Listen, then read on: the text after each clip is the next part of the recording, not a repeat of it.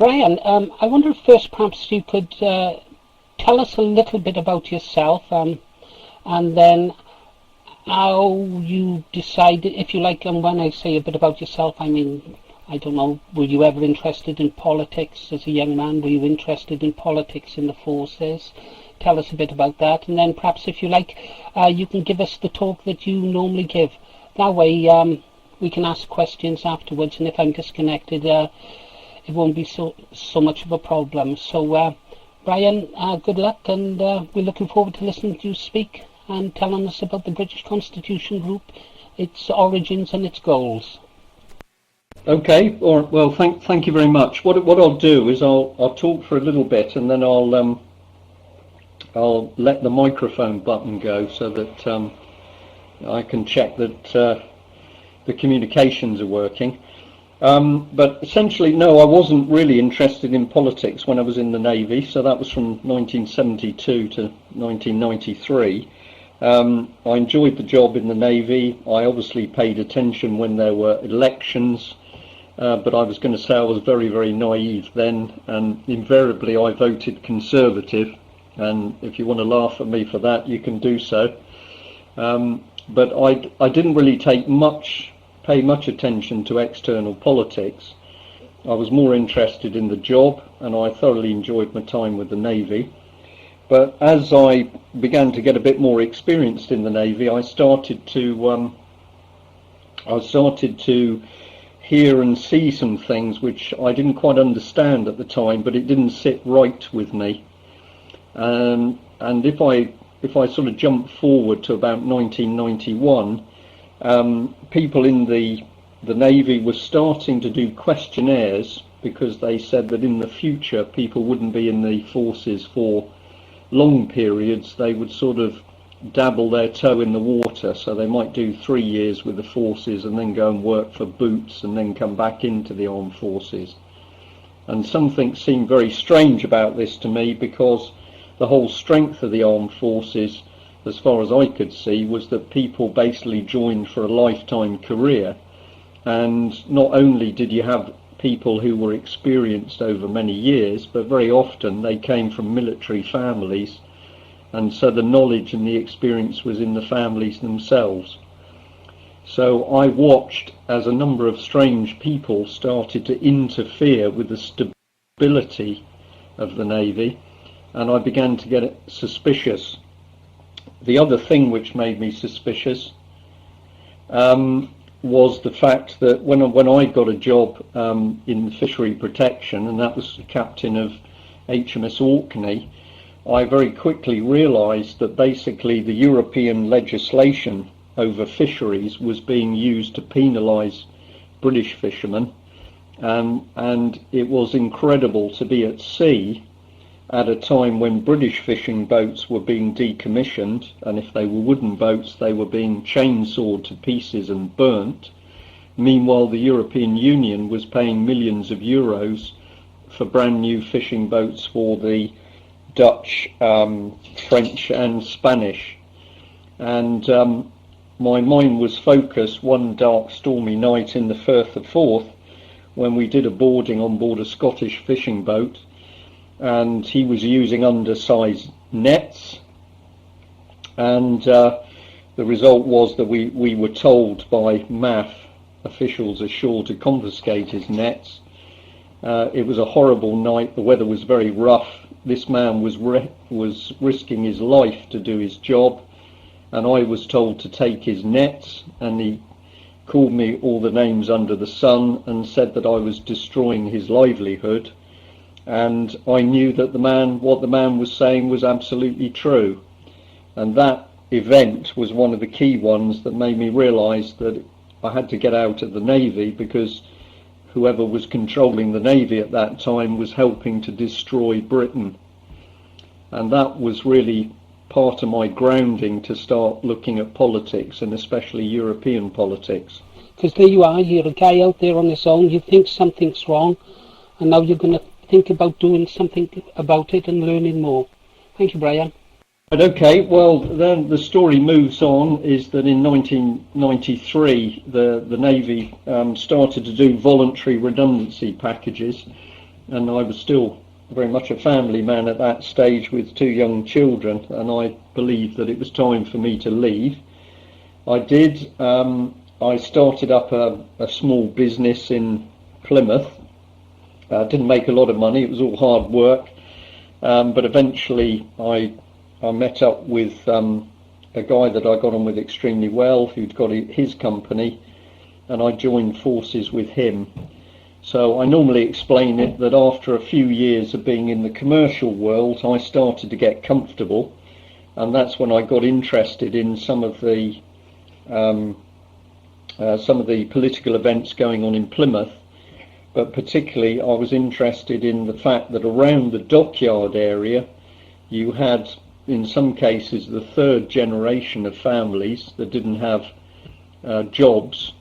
Young people were beginning to get out of control, there was violence, there were cars being set on fire, and so with another ex-Navy guy, Sandy, we decided that we would try and set up a project to give the youngsters some practical skills training, some sort of apprenticeships, and we based it on the repair and construction of wooden boats.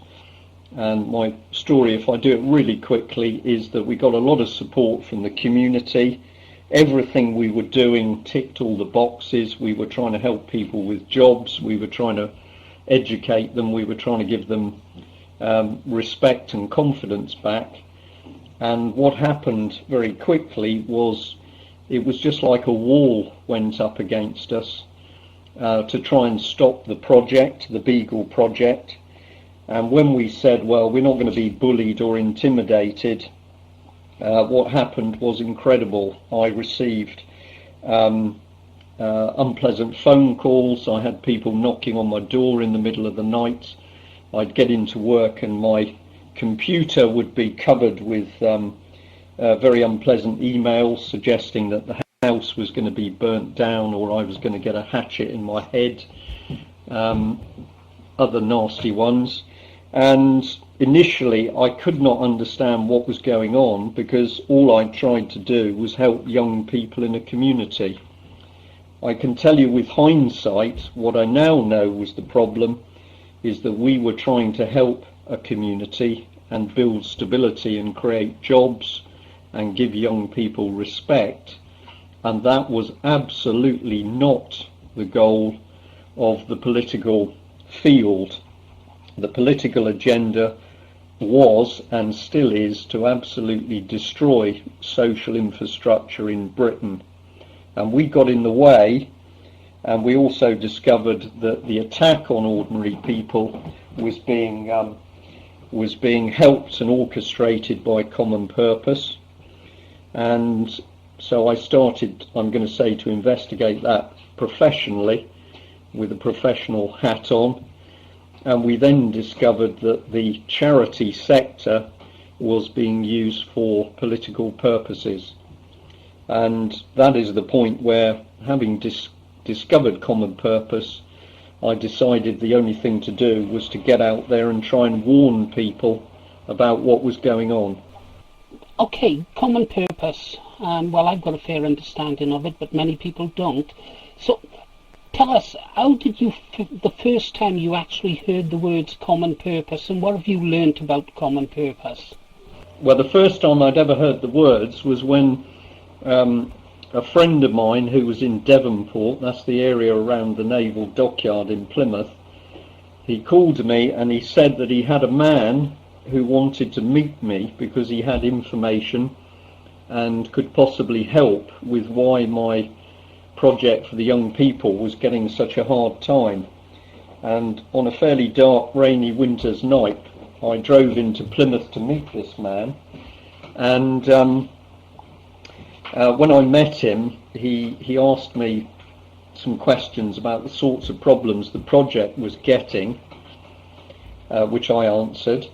He asked me if I thought the problem was to do with Freemasons, and I said I don't think it is, because we've been getting some information to help us from people who seem to understand what was happening in the Masonic world.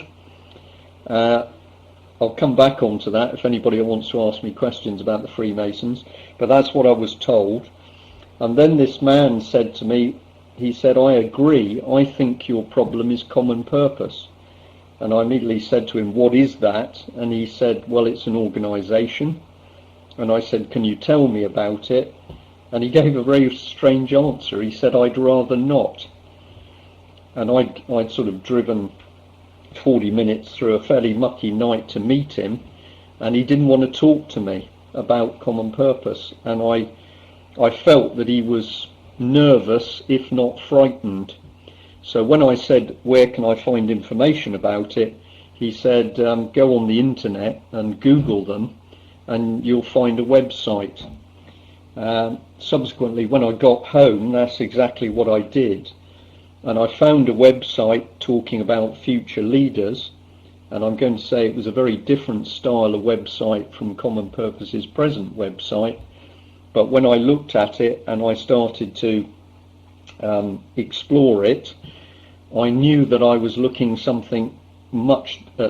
I knew that I was looking at something much darker than just a charity, because this was something with a political agenda. And from that time on, I started to research it together with some other ex-military people, and very quickly we knew that we were looking at something extraordinary that was not to do with helping people, it was to do with implementing a political agenda. So what is the purpose of Common Purpose, Brian? This is fascinating stuff, by the way. What is the goal of Common Purpose? What are they seeking to achieve? What did you discover? Well, initially we just saw a website that was talking about creating future leaders, but the other man who was helping me at that stage, who I'm going to say had some special skills, did what I'll call some deep research into Common Purpose. And one night he called me fairly late, I think it was about 1:45, and he said he'd been viewing documents that were connected with Common Purpose, and his words to me were that basically he was looking at material quotes straight out of the Nazi Party. And when I said to him, what do you mean by that? He said, I'm looking at all sorts of stuff. They're talking about engineering society to fit the new political agenda. They're talking about getting into schools and colleges to re-educate children and youth into the correct political mindset. And I can tell you that this man, who's an experienced military people and done some fairly interesting jobs in his career, said to me, his words were, what I've been reading is scary. That was his words. And from that time on, we began to dig into Common Purpose, and after a period of time we're also doing things like submitting freedom of information requests, and the information that came back said that we weren't dealing with a charity, we were dealing absolutely with a political organisation that was working to create a new society. About 2 years ago, Brian, I managed to obtain a list of people who had become, I think they called them graduates of Common Purpose, and they seem to be come from a wide spectrum of professions, professional people, teachers, you name it, they were all in there. What is it about these people, Brian, that they could fall for this kind of sort of brainwashing? It seems to me that the people who go on these courses, and what are their courses like? What do they involve, and what do they turn out at the end? Because from what I've read, they seem to come away almost evangelically, I can never say that word. They come away with like sort of a mission. Can you tell us more about their courses, and also the number of graduates that you know of? Right, okay. Well, the first thing that we discovered about the organisation was that it was secretive, whilst at the same time it was in the light of day. Now, what I mean by that is, until this man said to me Common Purpose, I had never heard of it. But I was very active in Plymouth. I'd been in business in Plymouth for some years, and at that stage I was one of the directors of Plymouth Chamber of Commerce, And I'm going to say I think I was pretty well connected in the city, and I knew a lot about what was going on. I knew which people were the shakers and movers. I knew about where there were initiatives. I knew what was happening with all the new government quangos. So I thought I was pretty well informed, but I'd never heard of Common Purpose. When the man mentioned it to me and I started to research, the first thing I found were that many of my colleagues and associates in the Chamber of Commerce were involved with Common Purpose. They were Common Purpose graduates, but I'd never heard never heard of the organisation. So I immediately realised that these people were acting in a secretive way. Yes, Common Purpose had a website, but people who'd actually trained to be Common Purpose graduates did not talk about the fact they were involved with Common Purpose. So that was the first thing that I learnt. And then in fact the next thing that happened was I started to have people brought to me who had suffered problems having had Common Purpose courses. And the first one was a young lady. She was about 29 years old, intelligent, doing a professional job. Her story was that she'd done a Common Purpose course, which she wasn't too sure about, and I'll tell you a bit more detail about that course in a minute. But subsequently, in her place of work, which was a quango in Plymouth, her boss had started to come on to her in a pretty direct way. So he said to her one day that she should sleep with him. So she sort of brushed this off. But a bit later, or a few days later, he said, "No, really, I think you should become my mistress, and don't worry, because I know how to give a girl a good time, and I've had mistresses before." When this young lady complained to the personnel officer, within a couple of days she realised that the whole of the confidential conversation she had been released around her organisation, and people were starting to say, "He's not the problem, you're the problem." And she found this quite unnerving, quite upsetting. But it got worse when she went to other organisations for help. She didn't get help. She got a form of psychological bullying. And then when she did her homework, she discovered that the people who were bullying her were all Common Purpose graduates. And her words to me was that she found herself in a sort of nightmare where there was a secret society which had ganged up on her. And that was the point where I started to realise that Common Purpose was a lot more than an ordinary charity. Right, Brian, I'm going to ask you a question that Tesla has sent in, because you spoke about the pressure that this young lady had been subject to by Common Purpose graduates, and he's asking, does a NLP, I think that means neuralistic programming, does NLP play a big part in Common Purpose training? That's a new one on me. Do you know anything about this, Brian? Right, well the answer to this is that neuro-linguistic programming, NLP, is absolutely part of Common Purpose.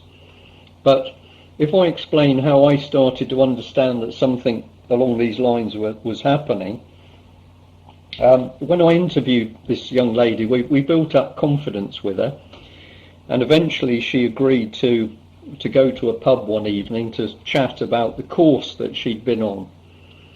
And what she told myself and another man was that they had been to a local hotel. So the course started on a Friday evening and lasted Saturday and Sunday. And I said to her, and I'll do this as it comes across, so there was a bit of stuttering as well. But remember that the lady I was talking to was about 29 years old. She was very intelligent. She was a professional lady.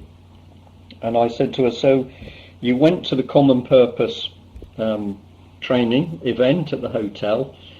Can you tell me something? What happened? What happened when you got there?"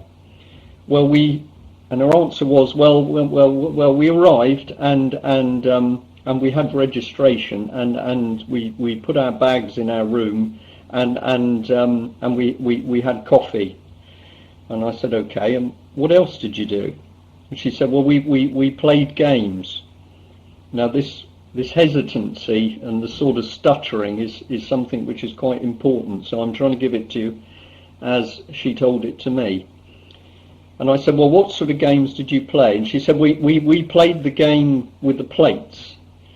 And I said, what does that mean? And she said, well, we all had paper plates, and we had to write our name, our organisation or our company, and our position on the plates. And then we had to put our plates on a big table so that our plate was in the position we felt it should be in relation to real life. So in the city, where did we think that our role met or fitted in with other people? So I said to her, this sounds interesting. What else did you do? Well, we played games. And I said, well, what other games did you play? And she said, well. And now I was being very careful because this lady had been under huge pressure. And I said to her, well, tell me something else that you did. And she said, well, it was really weird, but on the Saturday evening, after the day on the Saturday evening, we had a dinner, and people came in to speak to us who were common purpose graduates. And I was really surprised because they were quite important people in the city, like the head of the government office Southwest and the chief executive of the city council. And she said, I never realised those people were involved with common purpose. And I said, well, what else happened? And she said, well, there was a lot of drinking. And then she said something quite strange. She said, I think some of the men were getting extras. And I said to her, what does that mean? And she said, well, I just think that the common purpose ladies running the course were giving some of the men favours. Now, this was just very weird at the time, and I'm listening to what she said. But when I pressed this lady as to what she'd done over a 48-hour course, she couldn't really remember. She stuttered and she hesitated. Now, I'm going to give you another example, and then I'll join the thing together. But I learnt that somebody that I knew quite well, a lady, was going to do the common purpose course. And after she'd done it, the 48-hour part of it, I phoned her at 10 to 11 one evening, and I said, could I ask her some questions about common purpose? And she said yes. And so I asked some questions, some of which were designed to be a little bit prickly. So I said, it costs £5,000 to do the course, and that's a lot of money. Some people can't afford that. And she said, well, my school paid for it. And I said, yeah, but a lot of other people couldn't afford to pay to become a future leader. And I said, were there any coloured people that did the course? And she said, well, Common Purpose does train black and minority ethnic people. And I said, yeah, but were there any on your course? And she said, no. And I said, oh. And I asked her some more questions until I'd slightly upset her. And then this is what she said to me, and I'm going to try and repeat it exactly as she said it to me. She said, Brian, it's now 11 o'clock. It's after 11 o'clock, and you've asked me all these questions. You've asked me all these questions about common purpose, and well, I've been on a very wonderful course, and I've met some wonderful people, and well, I am ready to take my place in society. Now, those were the words that a lady that I had known for very many years, and I'd known her as a friend, said to me. And the moment she said those words to me, I knew that effectively she had been got in some way. It was almost like a cult. But at that stage, I didn't understand how things were being done. And although I knew that people were having their minds interfered with, I didn't know how, until one day a man sent me a video in which he'd analysed Julia Middleton, the chief executive of Common Purpose, speaking, and he said to me, this woman is using neuro-linguistic programming.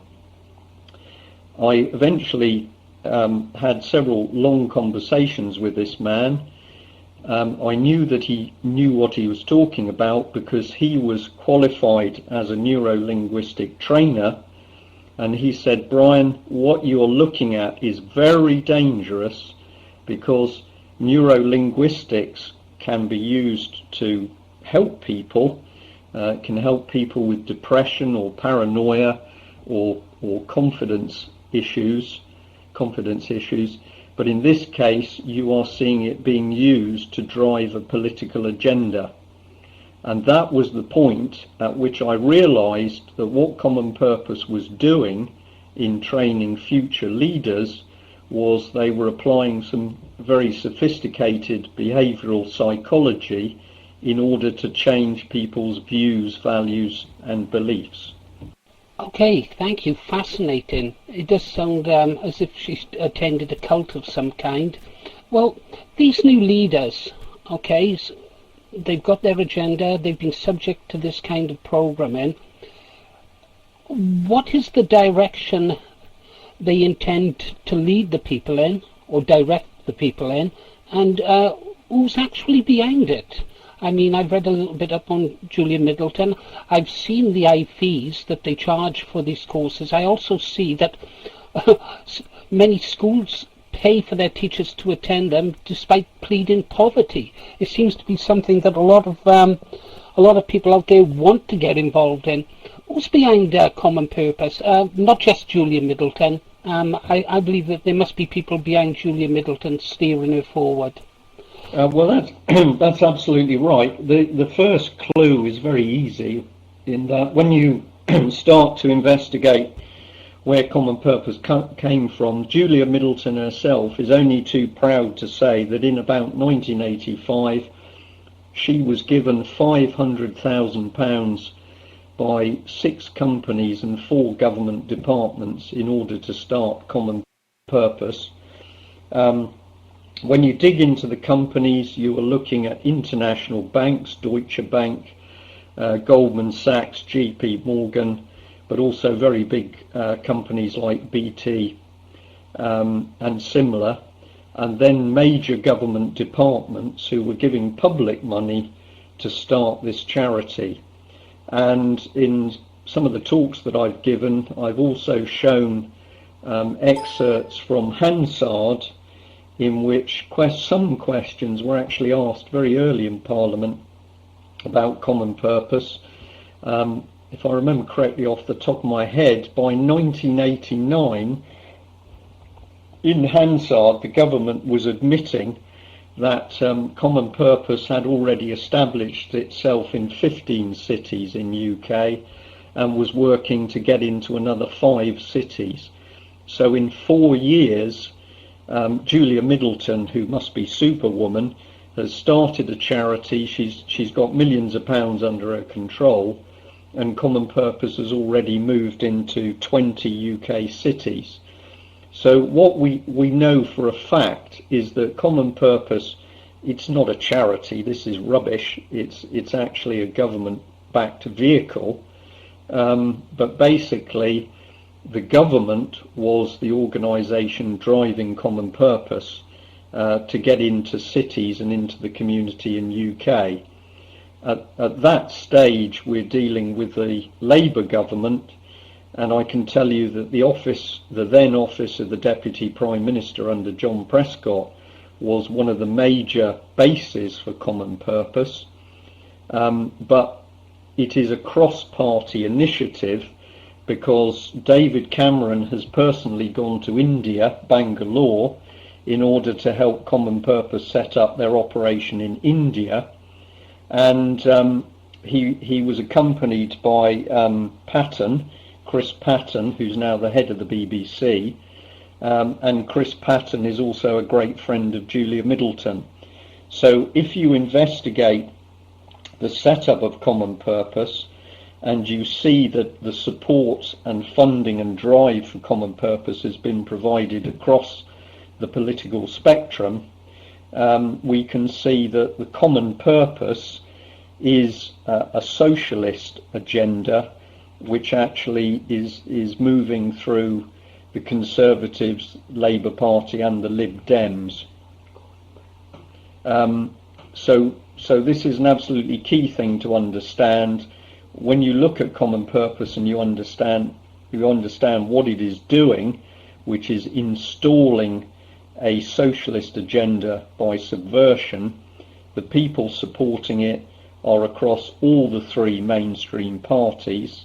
And I can tell you that Francis Maude, who of course is absolutely in control of the Cabinet Office at the moment, is not only a personal friend of Julia Middleton, but he has been helping Common Purpose gain contracts by which they will train and reframe the top 200 civil servants. I tell you what I'm having a little bit of difficulty here understanding, Brian, is you've mentioned where the funding, and actually there was a question where one of our listeners, not sure, and it might have been Henry V or Synth Jockey, wanted to know how they had received their funding. And you mentioned that it came from organisations, as a charity, whatever, from the government. And I agree with you, it does appear to be a cross-party thing. It's not Labour, it's not Conservative. It seems to be something that unites all of, if you like, the establishment. But you say that they have a socialist agenda. And yet you mentioned that Goldman Sachs, who, if that City Trader is to believe, who was on the TV the other day, said governments don't rule the world, Goldman Sachs rule the world. So how is this socialist agenda sort of slotting together, if you like, with rampant capitalism like Goldman Sachs? Well, the first thing to understand, and I'm going to say that even I had to do my homework on this, is to understand that if we look at politics, most people still believe in left and right, they believe in fascism and communism. But if we dig in behind that, we come to Karl Marx, and the teachings of Marx were socialism, and Marx was the foundation stone of both communism and fascism.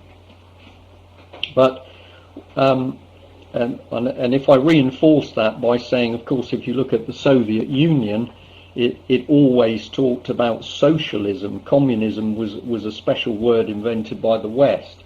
But if you looked at the Leninist, Marxist, Trotskyist ideology, it was actually called socialism. The key thing about the type of socialism that we're looking at is that in the socialist arsenal for destroying Western democracies, one of the big things that was put forward was that there should be a long march through the institutions. Socialism should attack the absolute cornerstones of democracy in order to undermine it. And what do I mean by that? That they would attack the history of nations, they would attack the culture, they would attack the social fabric, they would attack education, and by destroying the main cornerstones of Western democracies, they would cause the democracies to collapse.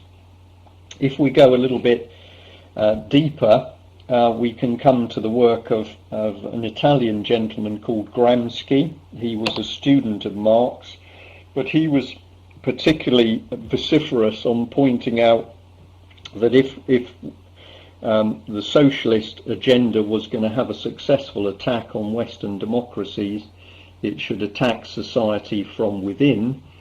And he also pointed out that the attack should be accompanied by a uniting of the corporate and public sectors.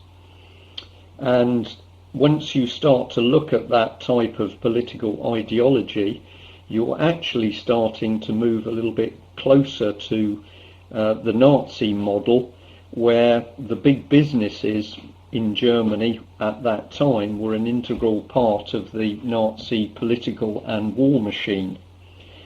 And this is what we can call Gramscian fascism, where we see big corporate entities being used as political instruments in order to implement a dictatorship. If we refine that view, we start to look at a man called Drucker, who has done a lot of work in America. And if you read his teachings, he basically agrees with Gramsci, but he suggests a political form of socialism called communitarianism.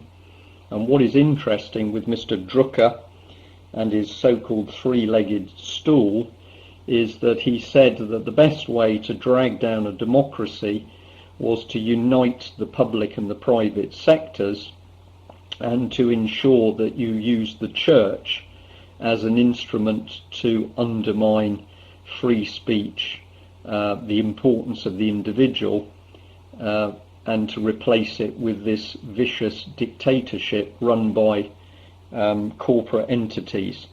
So socialism, to sum up, is a very broad thing. If you look at the communist agenda, their ultimate goal was to create a one world socialist state, and that is absolutely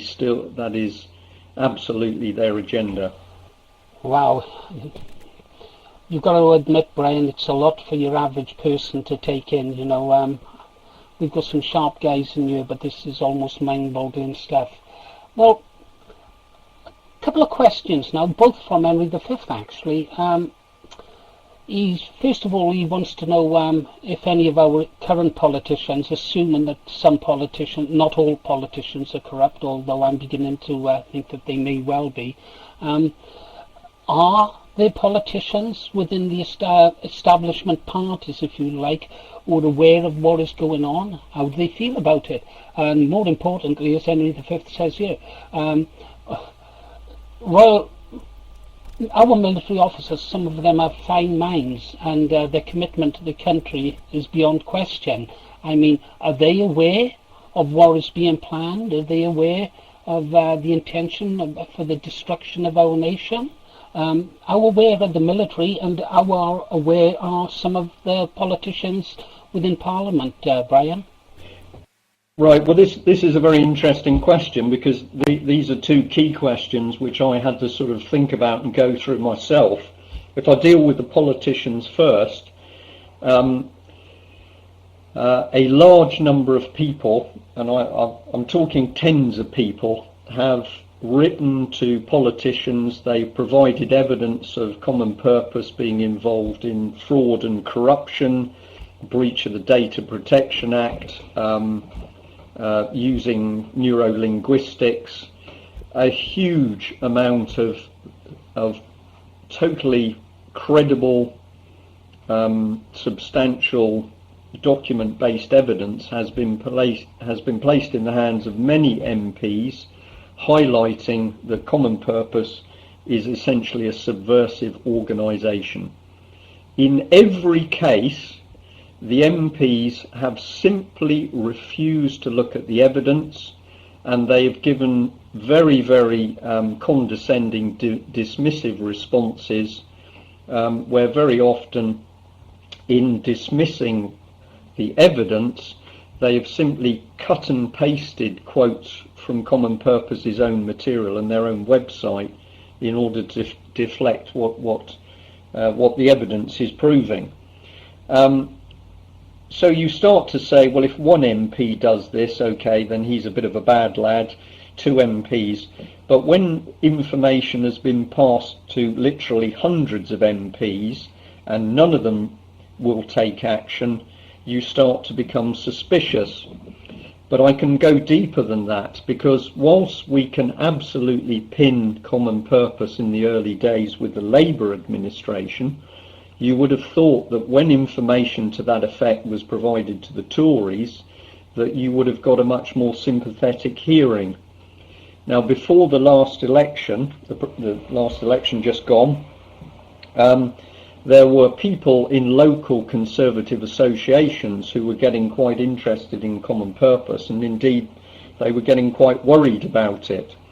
And both myself and other researchers were asked to provide information to be passed through to the Tory leadership with a view to the fact that they were going to do something about common purpose when they were elected. I can tell you all sorts of information was passed to high levels of the Tory party, documents, papers from court cases, which this is stuff that's been going on in the background, which will come out in the public domain shortly. But very accurate, credible evidence was put in the hands of the Tory leadership to show that Common Purpose was a very dangerous organisation and that it was very closely linked with the Blair-Brown administration. And quick as a flash, absolutely nothing happened. Nothing. And then what did happen was that the moment Cameron had been elected, we saw him in India promoting Common Purpose.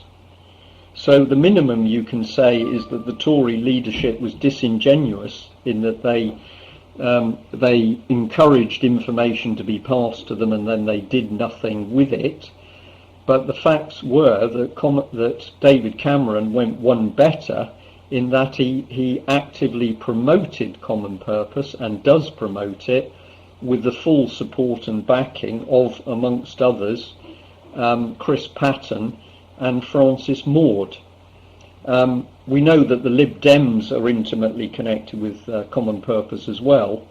So it was at this stage when we started to realise that what we were seeing happen in Parliament was a complete puppet show, and that the reality was that all three parties were in fact working to a common purpose ideology, and in my opinion that ideology is the world socialist state.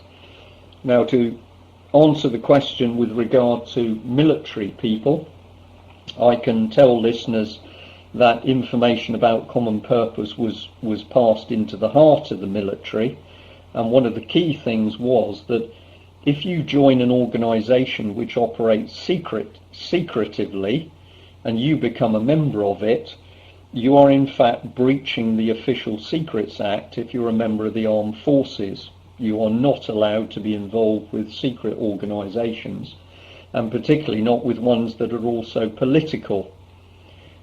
Despite all the information passed into the military, there was no visible reaction to common purpose, and I began to realise that many of the senior officers across the RAF, Army and Navy were in fact people who had been drawn into the network. So we discovered that quite senior Army officers, senior Royal Marines officers were actually hosting common purpose events, and in many cases they were using public money and public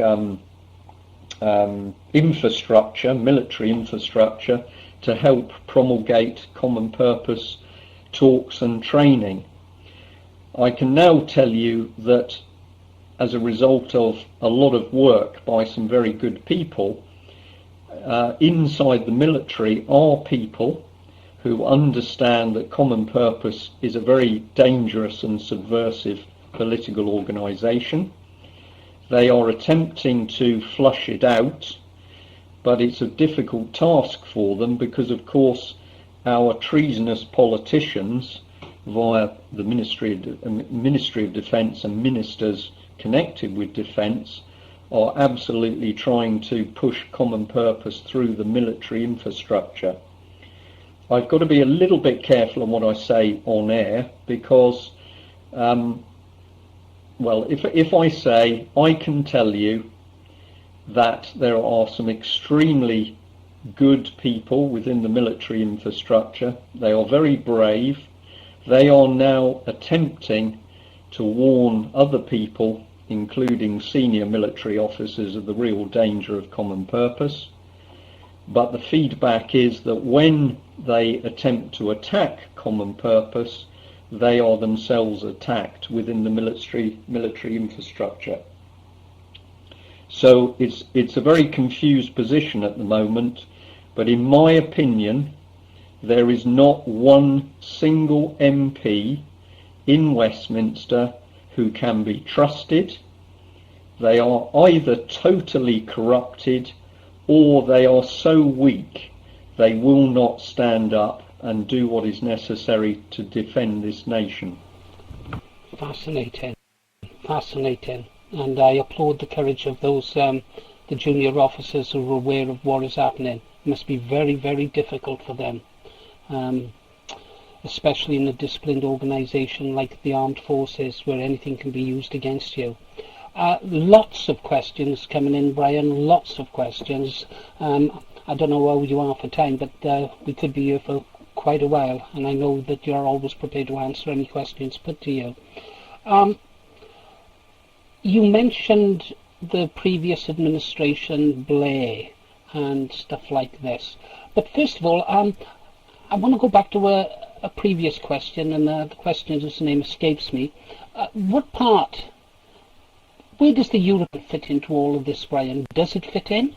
Well, this is a very, very interesting question, because in the early days, if I go back to the late 1990s, year 2000, when I'm going to say I was reeling with what I was discovering. So I was researching in a professional way, and I had other very well trained people researching with me, and our minds at that time were very much fixed on the fact that the European Union, I nearly said the Soviet Union, and that's a Freudian slip. The European Union was the main threat, and I could easily show and prove very, very detailed links between common purpose and the European Union, and I could show that common purpose was doing a huge amount of training to draw graduates, common purpose graduates, into support of the European Union. One classic one that I discovered very early was that a lady called Maria Wallace, who was the then head of Devon and Cornwall Police, had done 2 major common purpose courses, but aside from doing the one that ordinary people might do, she'd done one of the top level common purpose courses, which would have cost the public purse about £10,000, and on that course she was, quote, trained how the levers of power in the European Union worked. And I in fact wrote a letter with a question to Devon and Cornwall Police. My question was, surely her job as Chief of Devon and Cornwall Police was to sort out crime and corruption, etc. within Devon and Cornwall. It wasn't to get involved in European politics. But that letter was never answered. But it was very easy to show that common purpose was intimately connected with the European Union and was absolutely promulgating European politics and agenda. However, when we began to dig deeper, we began to realise that the driving force behind common purpose was not via the European Union. It actually came via the corporate sector, of which the main banks, the international banks, were clearly the powerhouse. And so every time that common purpose moved, you would see in the background Rothschild, JP Morgan, Goldman Sachs, Lehman Brothers, for example.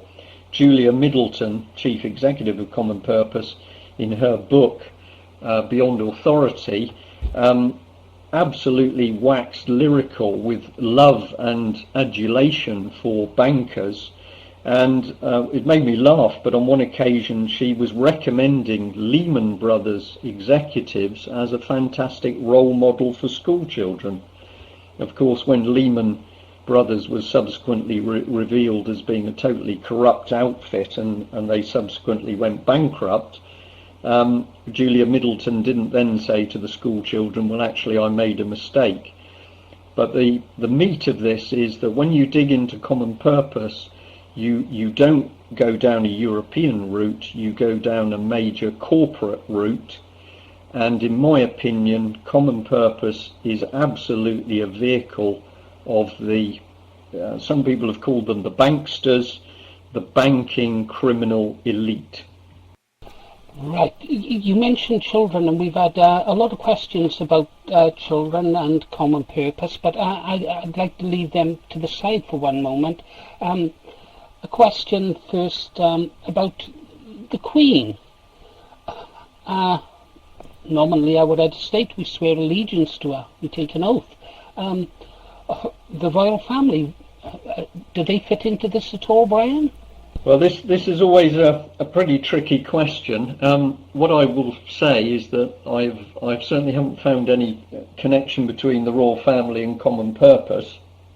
I've watched the royal family very carefully because, in my opinion, we won't be able to do it all on this show, but when you analyse the situation, Britain is being attacked, the country is being destroyed from within by subversive forces, and I am saddened by the fact that the Queen to date, who has said on several occasions that dark forces were at work in this country, but the Queen has failed to step forward and start to challenge the politicians who are clearly intimately involved in wrecking the country.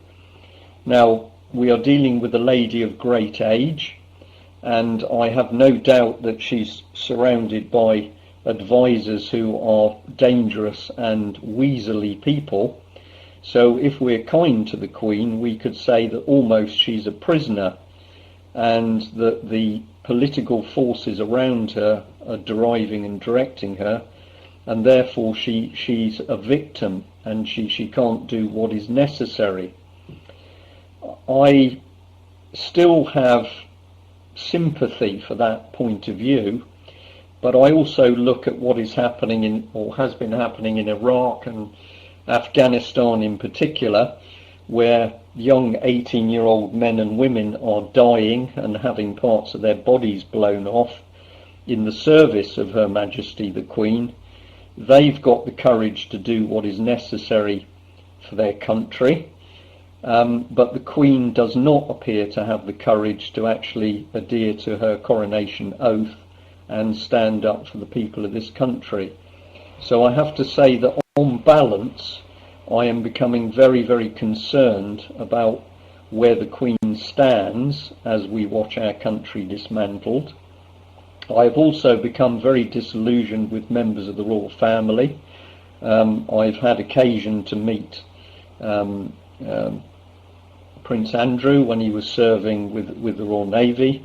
I've watched his overseas antics with American paedophile businessmen.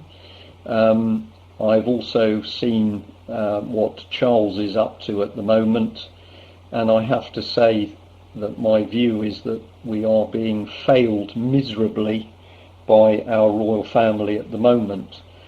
However, I find it much easier to point a finger at the politicians who we elected, and it is quite clear that we are being utterly and absolutely betrayed by the politicians, and we need to deal with the politicians before we decide what happens with regard to the sovereign and problems within the royal family.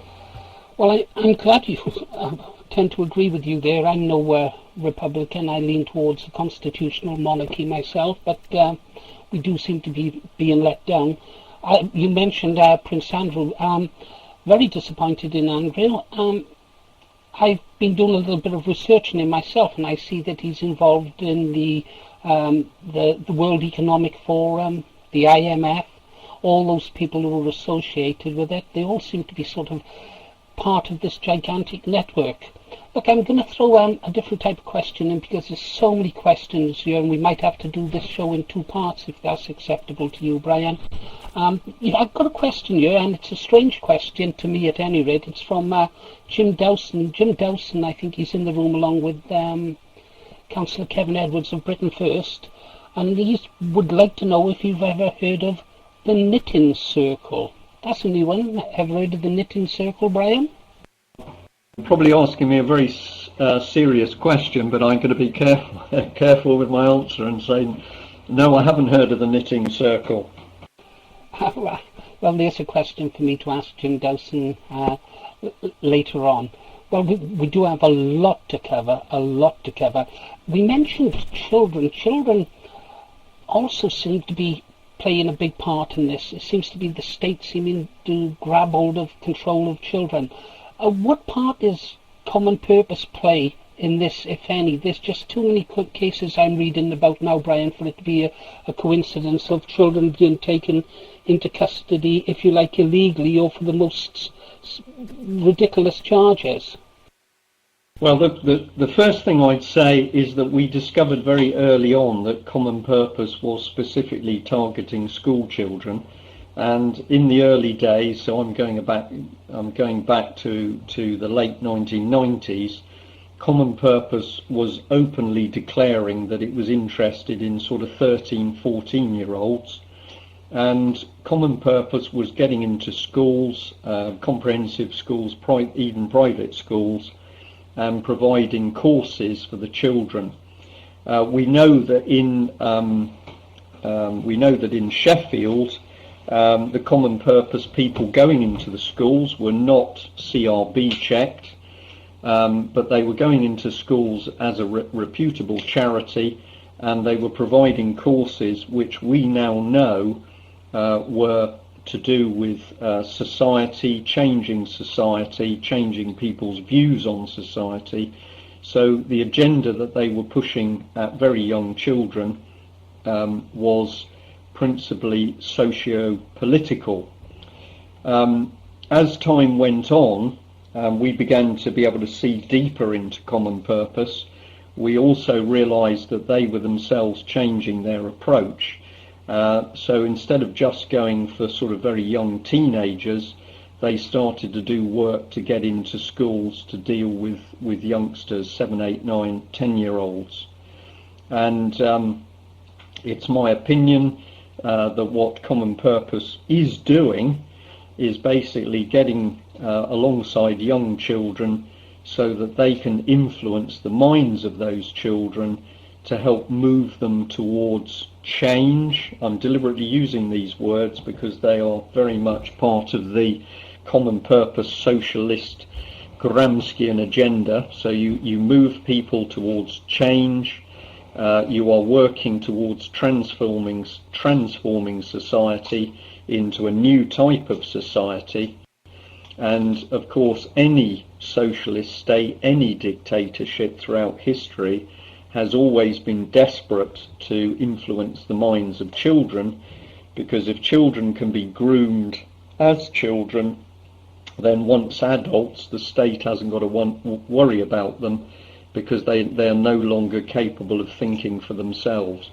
So I regarded Common Purpose's efforts to get in alongside children was extremely worrying, and we also knew the fact that Common Purpose graduates operated in secretive networks was extremely worrying, as was the use of behavioural psychology such as NLP. And where this began to lead several of us were to concerns that Common Purpose graduate networks were being used by paedophiles who could use the secretive networks and the NLP to groom children. And we posted warnings about this about 5 years ago, but in the last couple of years it's become a rather unpleasant reality when 2 paedophiles in particular were brought to light. One was a man in Scotland called James Rennie, who was a chosen Common Purpose graduate, a leader in society. he'd been working with a team of, I think it was 8 men or 7 other men, and they'd been abusing children as young as 3 months. And the other common purpose paedophile was a man called Matthew Byrne. He was active in the Merseyside area.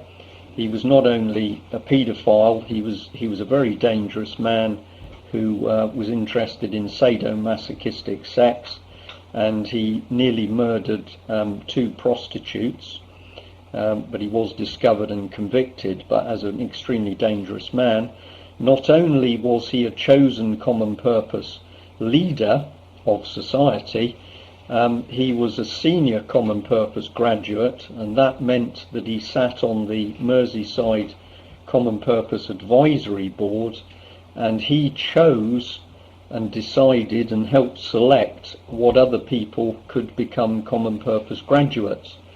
Now, I don't think it takes much of a brain to work out that if you're a paedophile, what type of people are you going to select to join your club?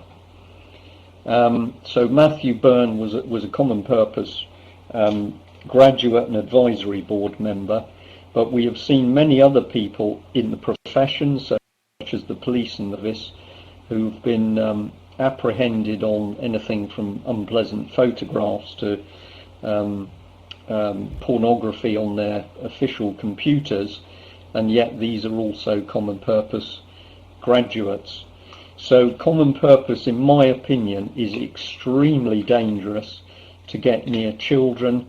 And what I discovered in the Plymouth area, and I know it was mirrored across the country, was that the average parent was totally unaware of common purpose operating within local schools, and they certainly had absolutely no idea as to what the true agenda of common purpose was. Wow. Well, Brian, I can tell you this, we've been inundated with questions with so many different paths that we could go down.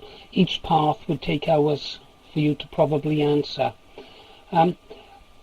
We are going somewhere. I do have an idea about the direction we're taking, Brian, but first, I wonder if you could quickly answer this one from Councillor Kevin Edwards of Britain First. He's the national coordinator there. Splendid fellow, met him. The blowing the whistle, child stealing by the state. He's mentioned that there is a conference. Is this a part of the British Constitution Group? Is this an activity that your people have organised? Well, principally it's been organised by the UK column team, but I can say that we have the full support of the British Constitution Group. So the event you're referring to is on the 23rd of October, that's Sunday the 23rd of October in Stoke-on-Trent. And the aim of that day is to bring as many people as we can together who've suffered at the hands of child services, who've lost their children under false pretences. And we want an event where we are going to bring the truth out about what's happening in a rather different way to the way that it's been done before. There are many excellent groups out there who are trying to help parents who've had their children taken. There are small charitable groups, there are individuals, there are loose groups of people trying to help each other. They've all been doing extremely good work, but I would just like to say that one of the things that we would like to encourage them to understand is that they're up against something which is not just a little bit of corruption and a few bad people in some child services. We are actually looking at the government orchestration of child stealing and child trafficking and ultimately child abuse. This is not happening to a few families, it's happening to thousands. And I'm afraid the evidence is now on the table that what we are looking at is that the public sector organisations which we believe are protecting families and children are in fact being used to steal and traffic children. And that's what the conference is about. Okay, thank you for that, Brian. Rest assured, we'll do everything we can here on the British Resistance site to promote that conference. I'm going to ask a question now. I can't see the person's name, unfortunately. It's scrolled off the screen. We've got to briefly talk about this, Brian, but I'd like the answer to be short because I think I've got the question that a lot of people have been waiting to be asked. The question is asking, where does China and Russia fit into this? Are they a part of it? The question is speaking about a Chinese secret society, apparently called the White Dragon, that are fighting back against Western international bankers. And, well, basically they're doing it, they say, because they want a better life for all. I'm not sure what sort of better life, common purpose people have in mind for us, but anyhow, that's the question. Russia and China, where do they fit into the great scheme of things, Brian? I'll answer this to the best of my ability, and then I'm going to ask if I can just direct the general conversation back a bit closer to home, because there's a few things I'd like to talk about in relation to the children. When I was still serving in the Navy, so we're going back to the mid-80s, because of the job I was doing, I was privy to some quite high-level intelligence information on a daily basis. And put very simply, at that time, the Cold War was in full swing, and it was obvious from the knowledge and information being passed to us that the Soviet Union was extremely dangerous political organisation, as was the Warsaw Pact bloc. I was intrigued to come home one night and watch the Berlin Wall fall on the as covered by the BBC, and in the accompanying commentary the BBC said, well, here is the Berlin Wall falling down, that's the end of communism. But this was a bit interesting for me, because when I went back to work the next day, the intelligence material that we were receiving and continued to receive for months was that not only had the Soviet system not fallen, it was actually changing itself from the inside to modernize many systems, and in particular to modernize much of the military.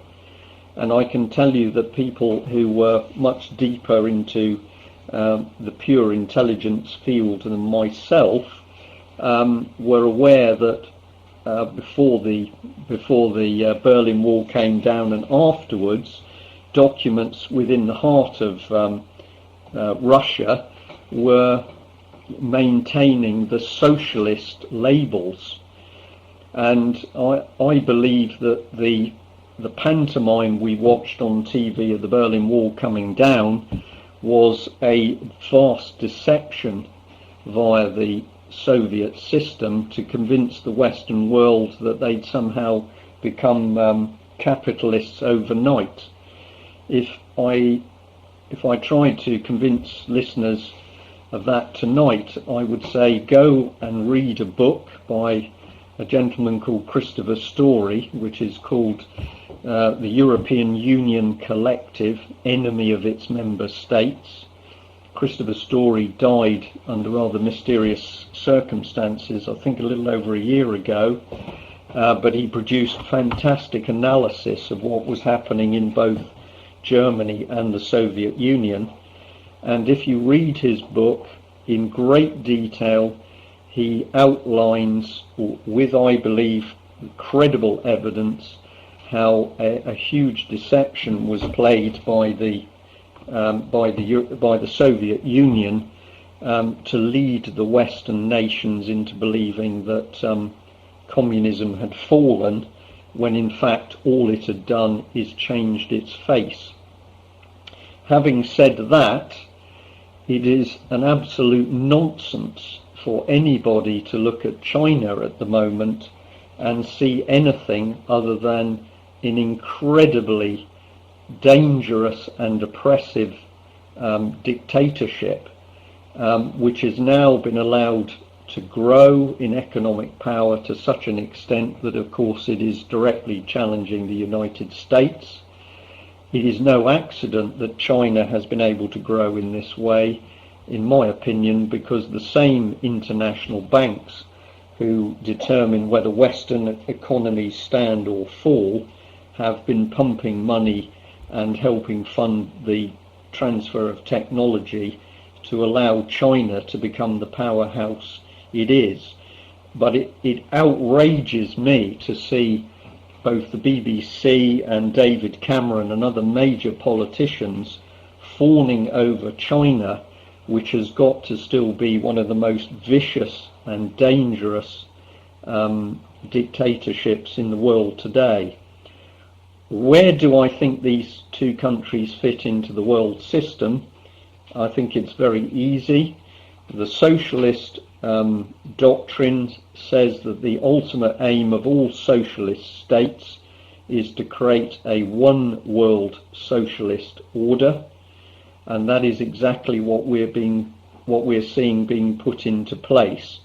And of course, alongside the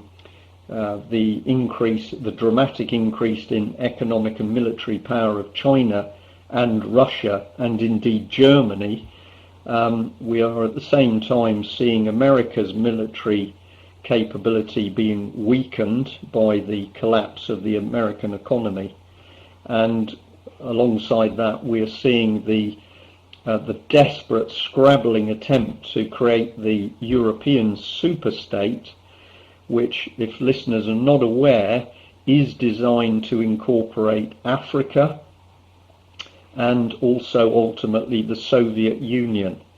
So the three main power blocks are being built together.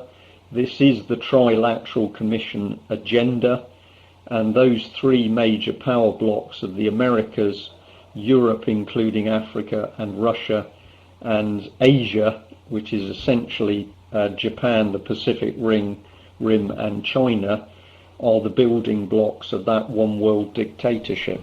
Well, I think it's fairly clear to me, Brian, that you and I are reading the same books and researching the same sites, because I've been looking into Trilateral now for quite some time. Really must spend more time on it.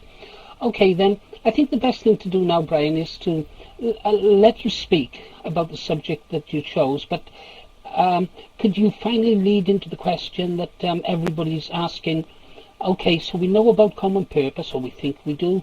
We know about the Trilateral Commission. We know the plans, if you like, of call them the New World Order for us. First of all, can we do anything about it? And two, what part will the British Constitutional Group play in that part? So back to the subject on the children, and then lead into the bit about what the BCG can do to prevent this happening. Big order there, Brian. Okay, well, I'll start somewhere in the middle and say, you ask, can we do something about this? And my answer to that is absolutely. It's even better than that, because I believe that we're now starting to see the effects of people waking up on the establishment. I am not alone. Other people who are out on the speaking circuits, or perhaps people who are doing deep research, are also saying that in recent months we have started to see the establishment clearly panicking, and they are reacting. They are having to react to the fact that people are beginning to wake up. They're beginning to realise what is being done. And of course, the other side, the whole plan was subversive. It was designed to be done in the dark. People were not supposed to realise they were being drawn into a dictatorship. Now people are beginning to see that's happening. The other side can only do more of their plan faster. And so as they do that, it becomes even more obvious to people that something's wrong. So if you say to me, what can we do? The thing I usually say to audiences is talk. Because if we spread the word that we are being conned into a dictatorship, if enough people understand it and say, no, we're not going down that route. We are already winning. So talking to people about what you know, what you understand, what's happening in the country, this is absolutely vital. And as somebody said to me the other evening, if you've ever heard of the story about the man who asked for payment by grains of wheat on a chessboard, he said, no, I don't want payment in gold. What I would like is a chessboard. I'd like 1 grain on the first square, 2 grains on the second square, 4 grains on the third square, and so on. And the person accepted that as a deal. But when you work that out, you end up with thousands of tons of grain. And the moral of the story, or the motto, whatever it is for us, is that if we each tell 2 people every day what's happening, and they tell another 2 people, in a matter of days we will have woken millions and billions of people up. So that's all we've got to do. Having said that, I've got to get my mind back to what the key part of the question is. Let's do the children first of all. Hitler was one of the dictators who said that he wasn't worried about the present adult population. This is going into Nazi Germany. He said, I'm not worried about adults in Germany today because we already own the minds of the children. And his logic was very simple. If you own the minds of the children, they will grow up to be what you want. The state will own them. And then you can let their parents and grandparents wither on the vine. And this is exactly the same mentality that's being pushed through this vicious socialist system in UK today. And that is why, instead of educating children in schools, we're feeding them pure propaganda. And we know that the academy schools, which are being advertised as a way for communities and individuals to take control of education and their own schools, this is a complete pack of lies, because the academy schools are to be used to take children from the earliest age, as soon as they can be taken away from mum and dad, 3 or 4, come into kindergarten, and then children will stay in those schools until they're finally kicked out at the age of 18. In the contracts, which we have already seen, the government simply says to the big controlling companies of the academy schools, although you have to run a government-backed curriculum for the first year, after the first year you can run your own curricula. Now this means that big corporate entities such as British Aerospace, who are helping to run some of these schools, have got an absolutely blank check as to what they put into children's minds. This is extremely dangerous.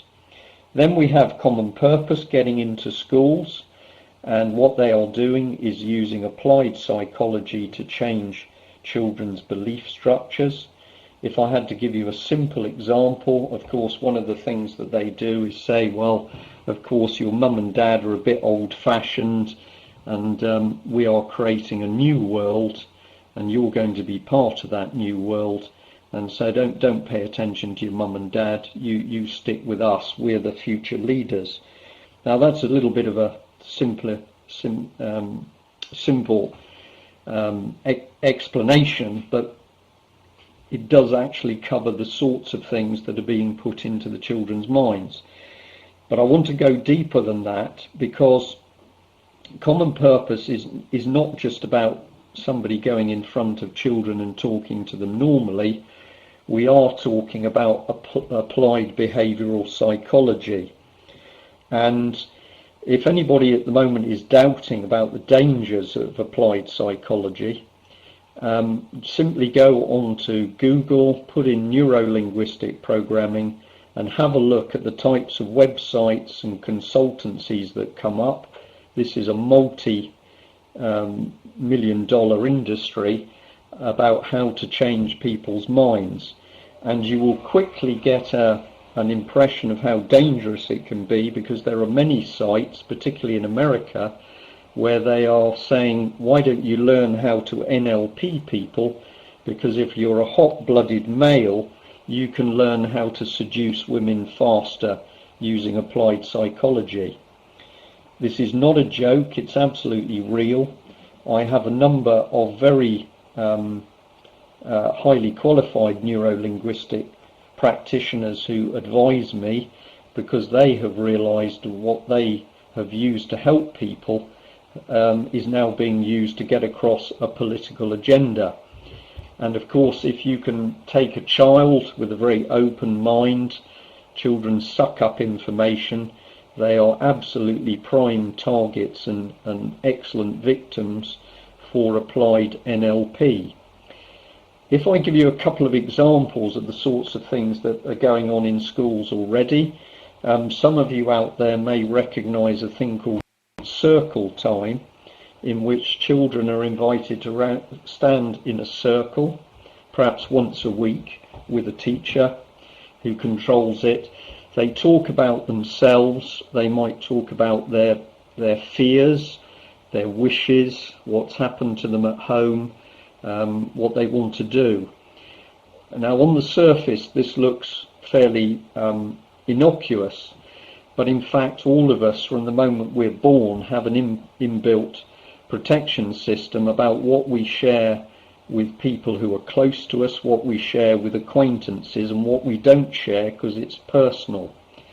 By running these circle time events, children are encouraged to reveal personal information which they wouldn't otherwise do in front of strangers. And this can have some very bad effects on their personalities, but it can also lead to dangerous things with their families.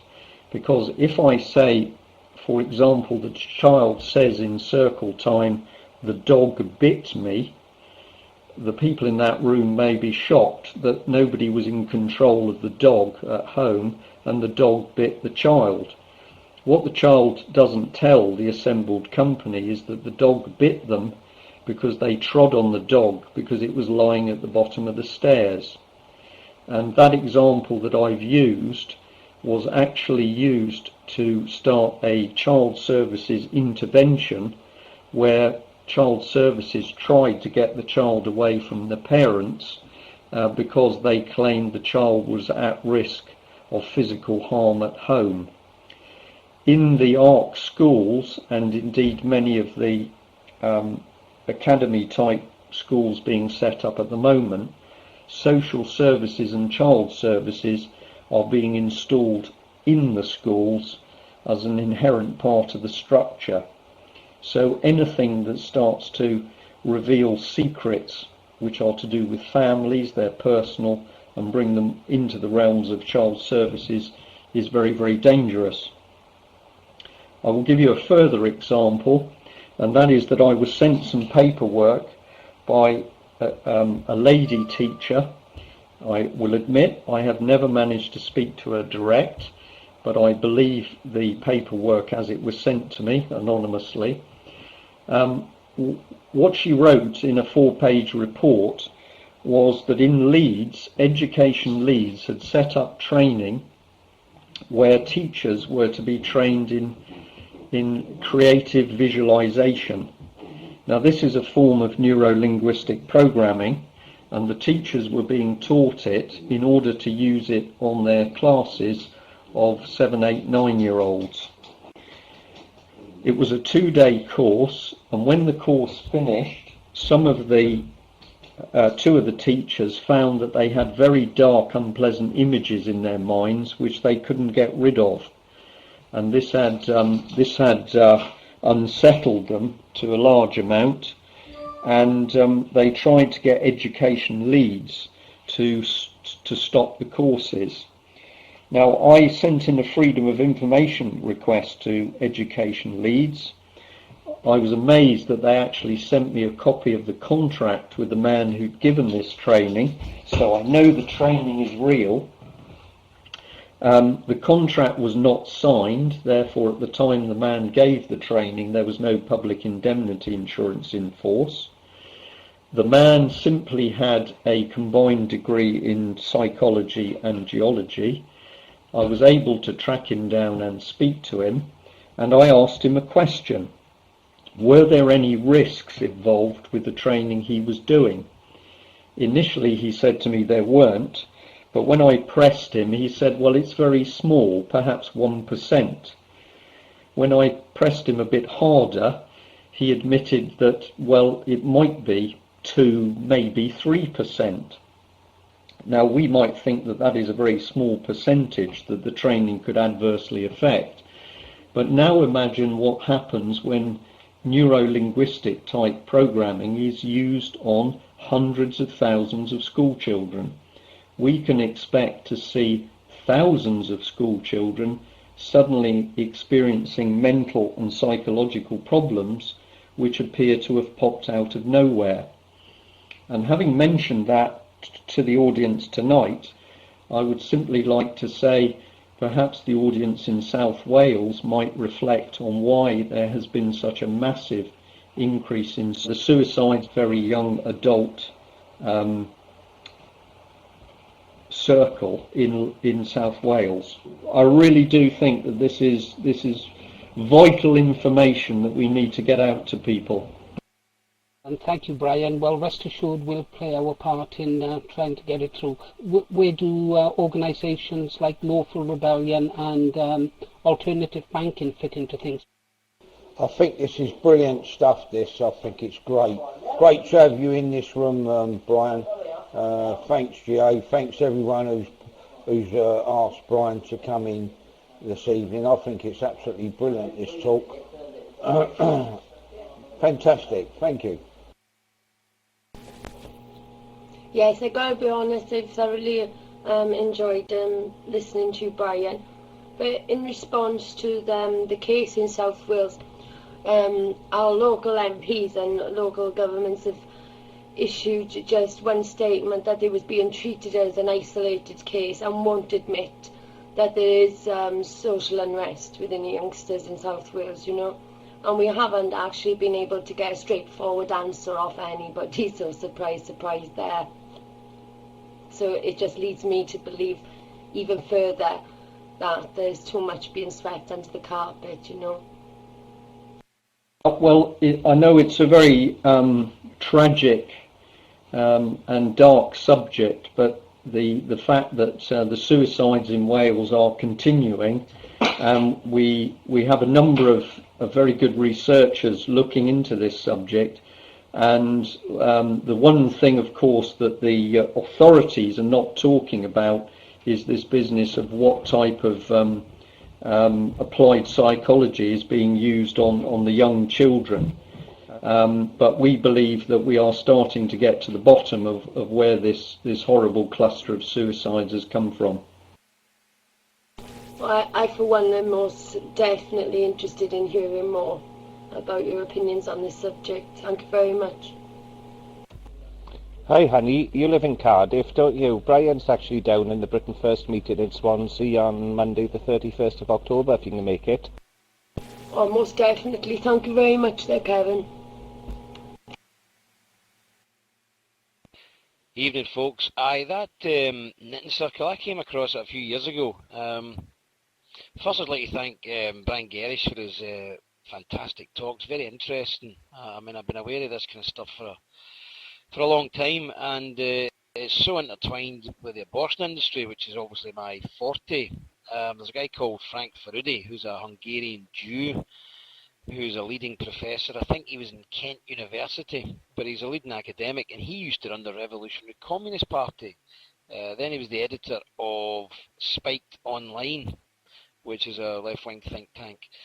But he's common purpose, and his wife runs the British Pregnancy Advisory Service, which carries out most of the private and late-term abortions in this country. Makes millions and millions of pounds, and it's actually a charity. It got charity status.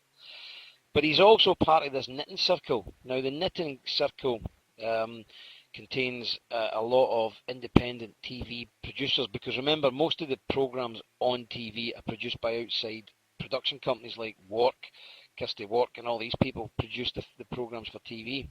And basically they have meetings and they set the agenda of what they're going to be producing and what tone they're going to take. I point you to, for example, things like the gay plots in Coronation Street, the gay plots in Brookside.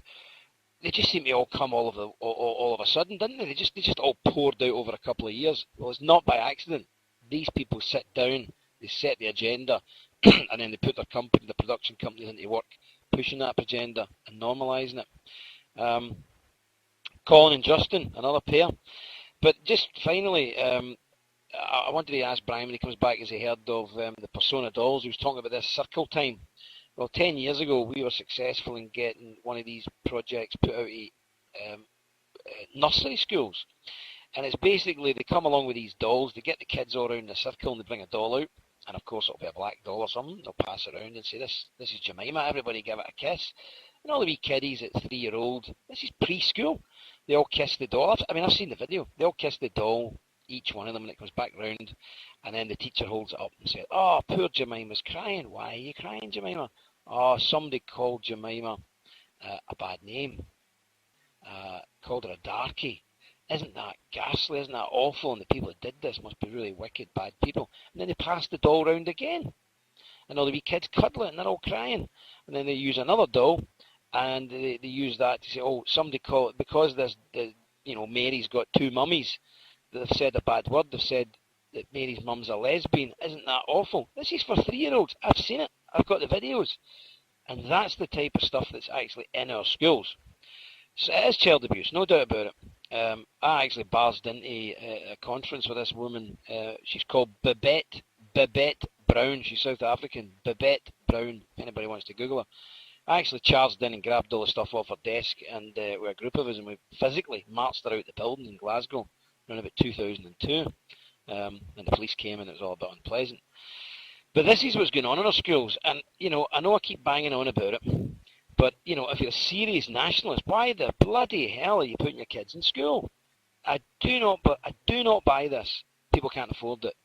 You cannot afford not to. This is your children. You're talking about your own flesh and blood. Why in God's name are you putting them into these training camps and allowing them to be brainwashed? It is our absolute duty to look after our children before anything else in this world. Our children come first. So stop the excuses, stop the prevaricating, and get your kids out the school. You will find a way.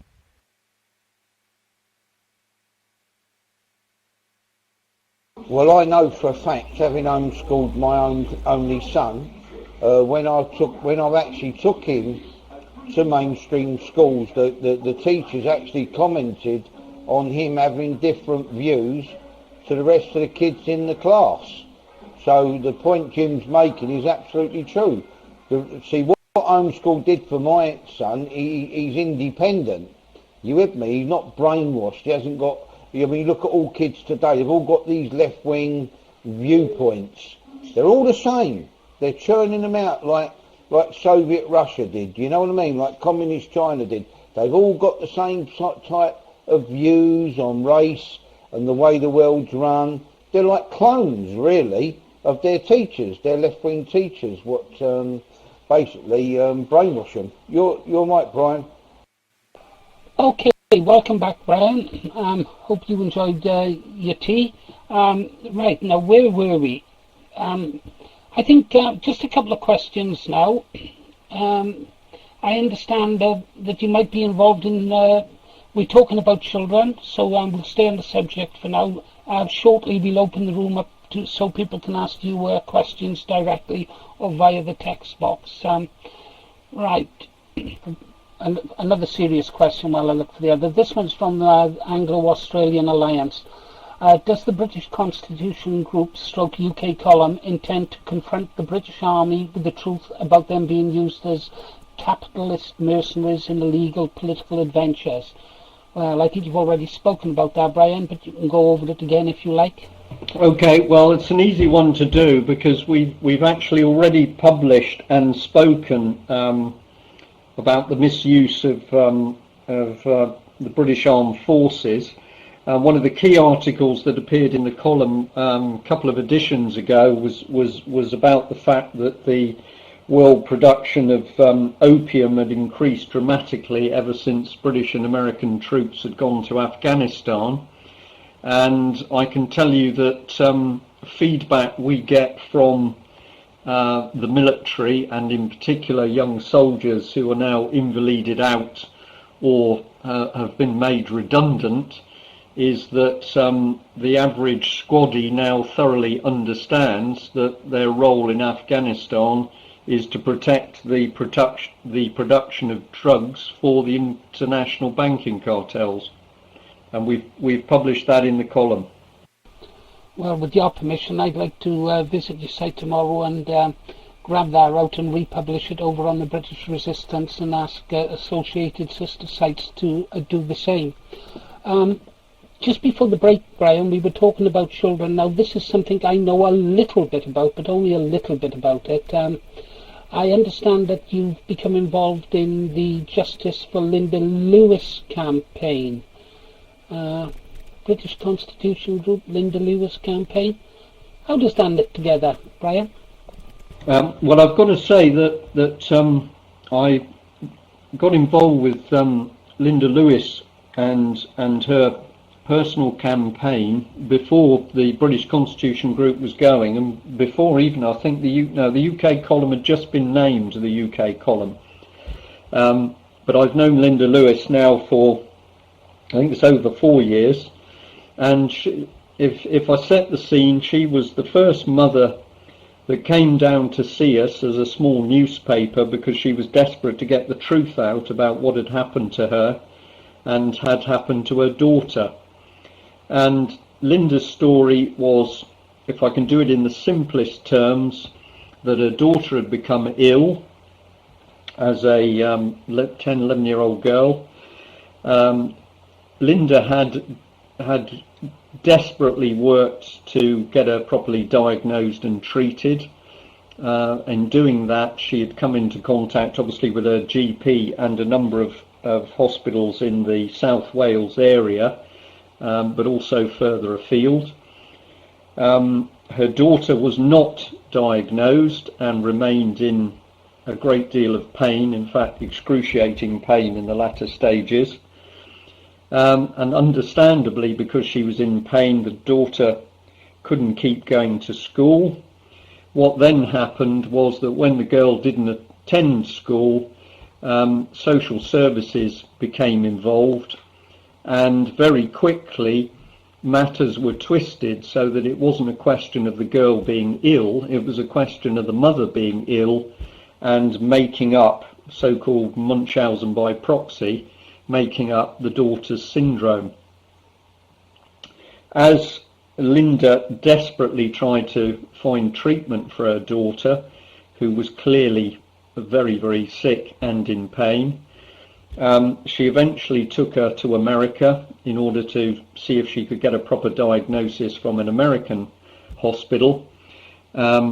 She was able to achieve that from a hospital in Florida, and the girl was I'm going to embarrass myself now because the actual diagnosis is going to disappear out my head.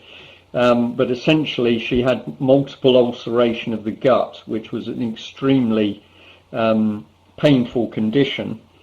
But within almost a few hours of the hospital diagnosing this, Neath Port Talbot Social Services turned up with armed American police. The girl was taken away from her mother and grandfather.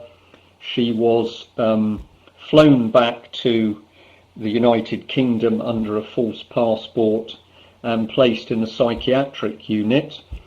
And over the coming months, basically the girl continued to be told by child services that her pain was imaginary, and all contact with the mother was broken. And the young lady concerned is now an adult.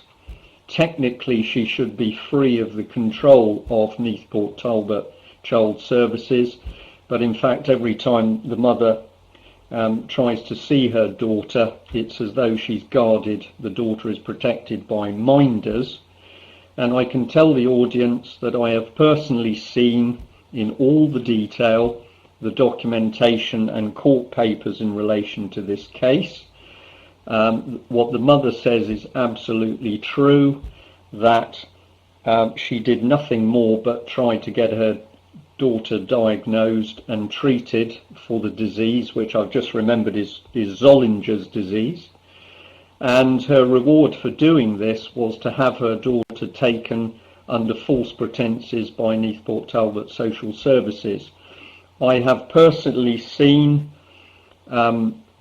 falsified court documents.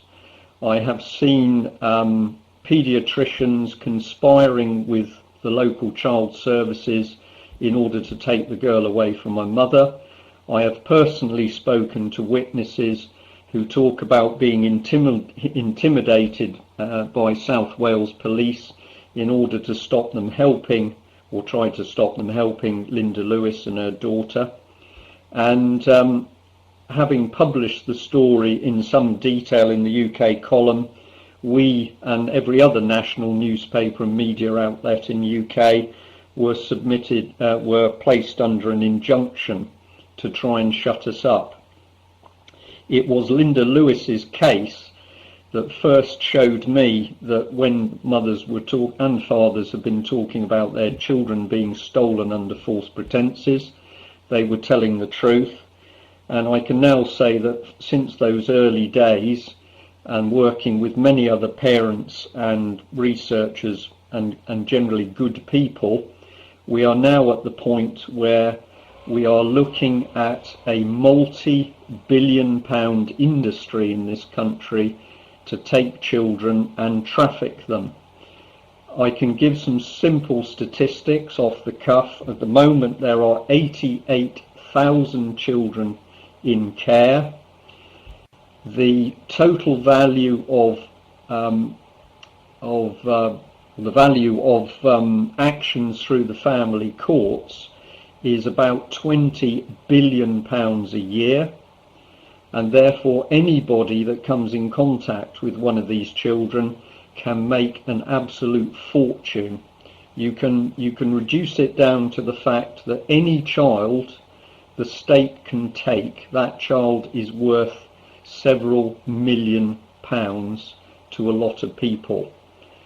We are witnessing a state of affairs where the very institutions that we believe are there to protect our children are actually being used to steal, traffic, abuse those children. And if people are wondering what I'm actually talking about, I now have no doubt that we are seeing thousands of children taken, deliberately passed into paedophile rings, and aside from that, we are also seeing children who are now being used to test pharmaceutical drugs. Well, we're living in a nightmare world. Well, the only thing that's going to stop this is if organisations like the British Constitution Group succeed. Brian, let's assume that everybody does what you recommend. They attend your meetings, they go out and they spread the word. Gradually more and more people grow in numbers the way the grain grew on the chess table.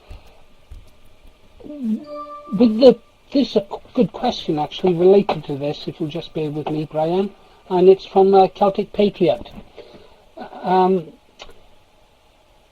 Brian, as suggested on a US website, this is from Celtic Patriot, do you believe that growing public awareness will eventually result in the implementation of martial law or Blair's Civil Contingencies Act? And if so, how should we then proceed? Is civil unrest inevitable? Blair seems to be involved in everything, doesn't he? So is civil unrest inevitable, Brian? Right. What am I going to answer to that? I think a certain amount of civil unrest is inevitable, and the reason that I think that's the case is because it is the other side that is determined to create that unrest. What is happening, as far as I can see at the moment in the country, is that our own government acting against us is determined to stir up violence on the streets. And it wants to do this because the moment that violence gets to a sufficient level, the government can enact the Civil Contingencies Act and overnight we are in a police state scenario where we will have limitations on all sorts of basic freedoms, but including the ability of groups of people to meet openly. And of course, once that happens, it becomes much more difficult to coordinate action against these people. So, in my opinion, and perhaps if listeners will indulge me a little bit, I'm going to say when I approach these things in a professional manner as a trained military person, I can see our own government conspiring against the people to incite violence. And the riots that we saw in London and the other major cities, for somebody to, or the BBC, to attempt to say that this was created by a few coloured guys with BlackBerry phones, this is absolutely laughable. This was the establishment testing the water to see what state people are in. Are they ready for violence on the streets? Now, having said that some violence is inevitable, because that's what the government is going to do, I am going to say that strategically our job is to make sure that if possible violence doesn't happen, or if it does happen, it is contained in the smallest areas possible. Because if the violence spreads, it becomes so much easier for the government to unleash all of the new militarized police, essentially to crush us. And one of the things which I regularly say, and I will keep saying it, is we have to be very, very careful to understand who the enemy is. And one of the topics which can be very hot with some people who are very concerned about the state of this nation at the moment, that topic is to do with immigration, and it's to do with the rise of Muslim power within this country. The best way I can deal with this is the way that I dealt with it at a talk I did some years ago, but I showed a picture of a mosque, and I said, were people worried about that? And many people in the audience were. They were worried about the rise of Islam. They were worried about Islamic extremism. They didn't like mosques. They didn't like the number of immigrants in the country. And I asked a simple question. I asked how those people got here. And initially the audience didn't understand what I was asking, so I said, well, how did they get here? Did they fight their way ashore? And the answer I got was, well, no, they didn't. And one man said, we let them in. And I said to him with a little bit of black humour, oh, you let them in. I always wondered who let them in. And he then said with some fairly right language that he didn't let them in. So I asked the question again, who let these people in? Who invited them in? And eventually somebody in the audience said, our politicians. And at that point I simply said, who is dangerous? The politicians who've betrayed us, or the people who were invited in? And at that stage we started some proper debate in the audience about what is happening. Now, if anybody's misreading what I'm saying, I am not saying I do not believe that there is a dangerous element of Islam in this country. But the key point is that we have to actually keep our eye on who created the situation in the first place and who is manipulating it. And in my opinion, it is very, very clear that the people who've caused this problem, have betrayed us and are betraying us, are the 640 politicians in Parliament. If I look at the situation in military terms, we are trying to fight an enemy we're having difficulty getting to grips with. Who is the enemy? We can call it the international banks, we can call it Parliament. There's something a bit dirtier and deeper.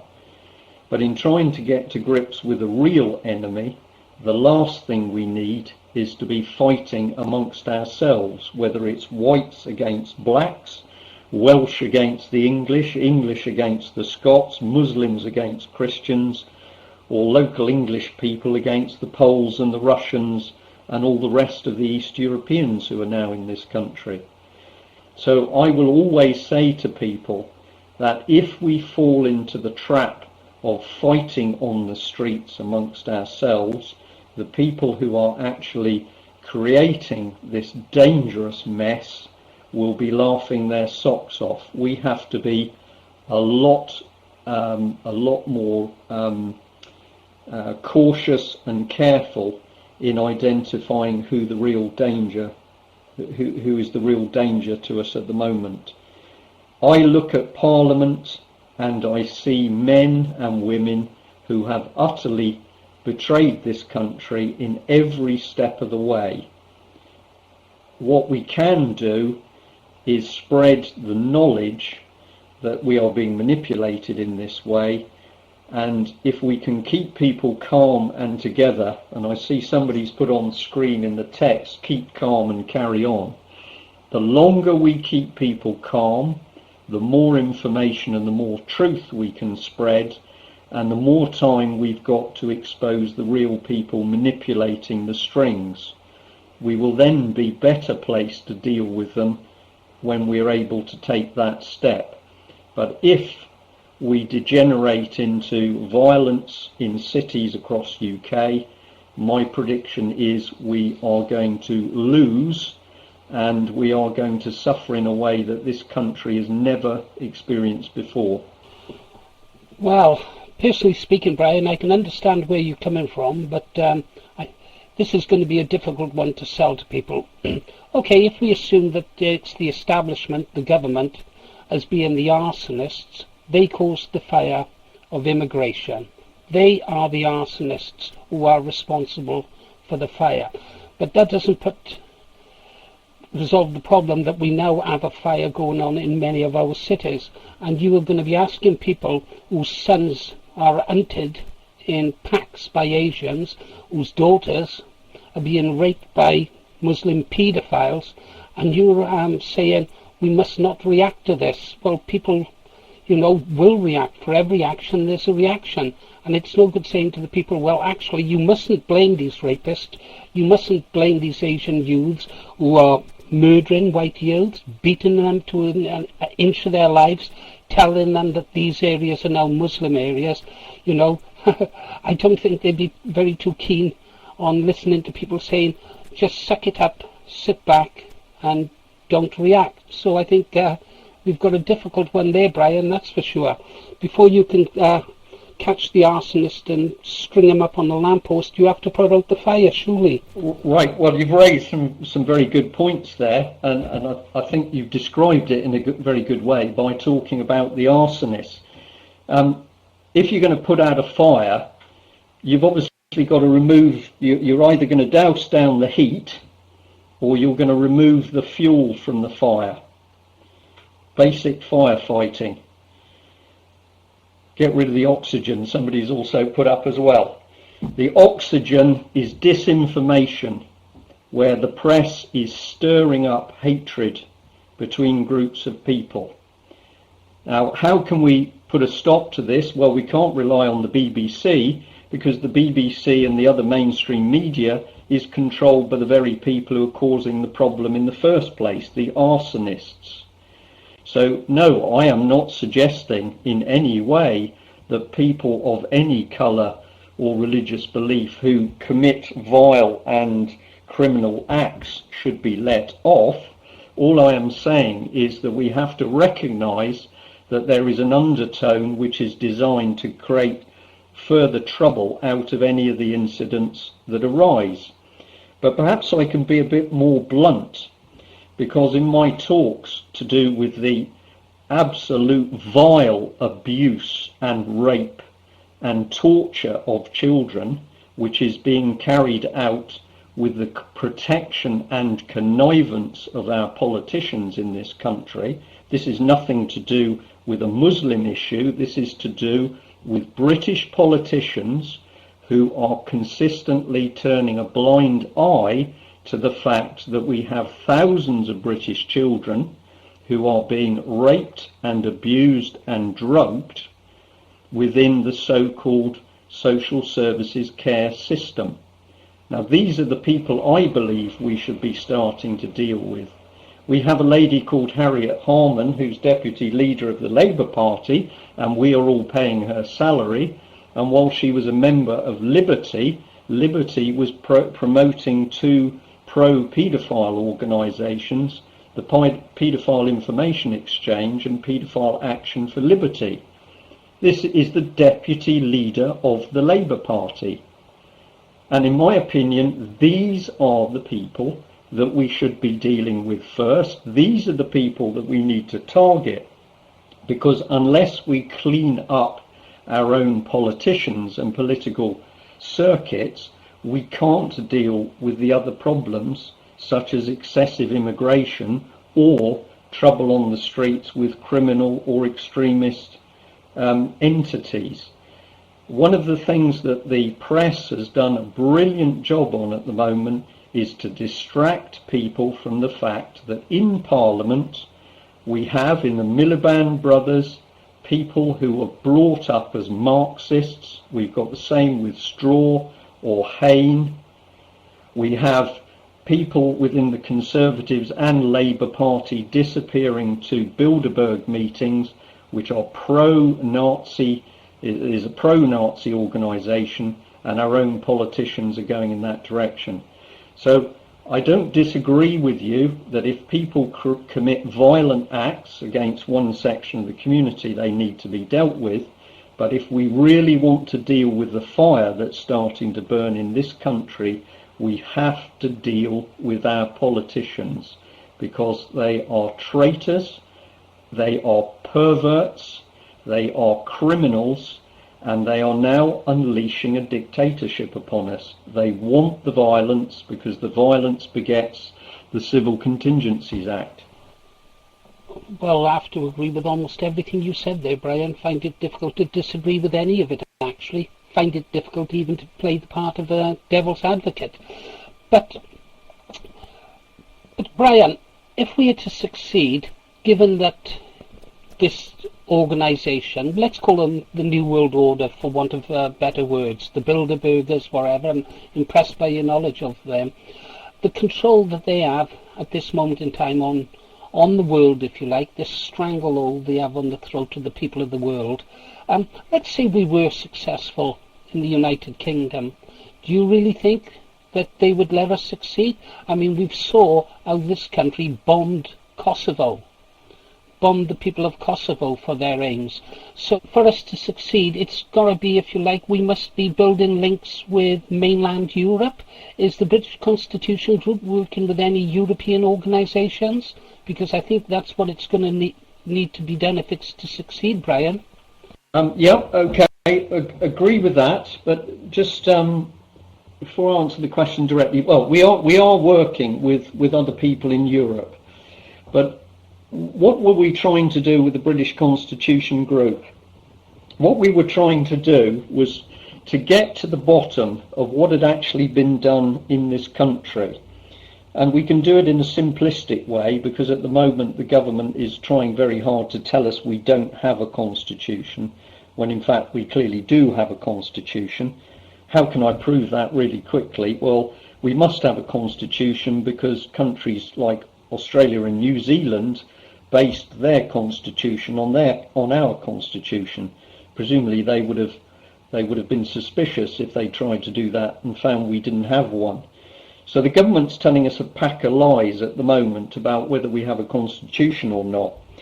But the research the British Constitution Group has been doing has been very deep, because what we're interested in is how our constitution has been subverted. And the reason we want to know this is because, we'll come back to military terms, you can't fight what you don't understand. Now, what the research is pulling out very, very quickly at the moment is that our whole world has been gently undermined and twisted and subverted. So we originally believed that we were living in a country where we operated under a constitution. The constitution was based on natural and common law, and we had human beings relating to each other in a human way. So we might have had the odd bad egg or the odd criminal, but in general people treated themselves as proper human beings should. What was built alongside that was a new world, and that world was principally based on the crown, which was nothing to do with kings and queens. It was to do with commercial trading companies. And then what was set up around that was a new form of law, which wasn't based on common law and natural law. It is based on administrative law and statute law. And the whole purpose of that administrative and statute law is nothing to do with justice.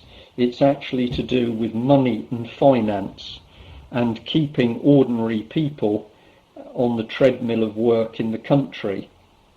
Now, this sounds on one hand a bit technical, but we're being able to simplify the picture all the time.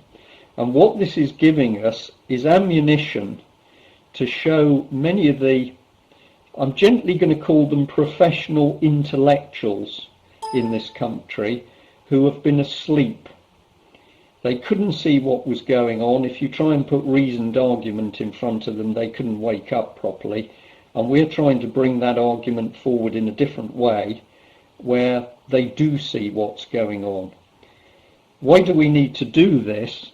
Because we are all trying to build an army in this country, and we can have all the people we like at the bottom with pitchforks, but we also need to get people in the body of the establishment to understand that they've been duped and betrayed. And being able to show that we now have terrible problems in courts. For example, the courts in the family courts are only able to steal the children because, of course, there are no public in the court. There's no jury. The judge is acting alone, and in fact the judges, we now know, are breaking the law because what they're doing is not allowed under common law. So if we start to understand the system more, we can start to attack the system in a way they're not used to.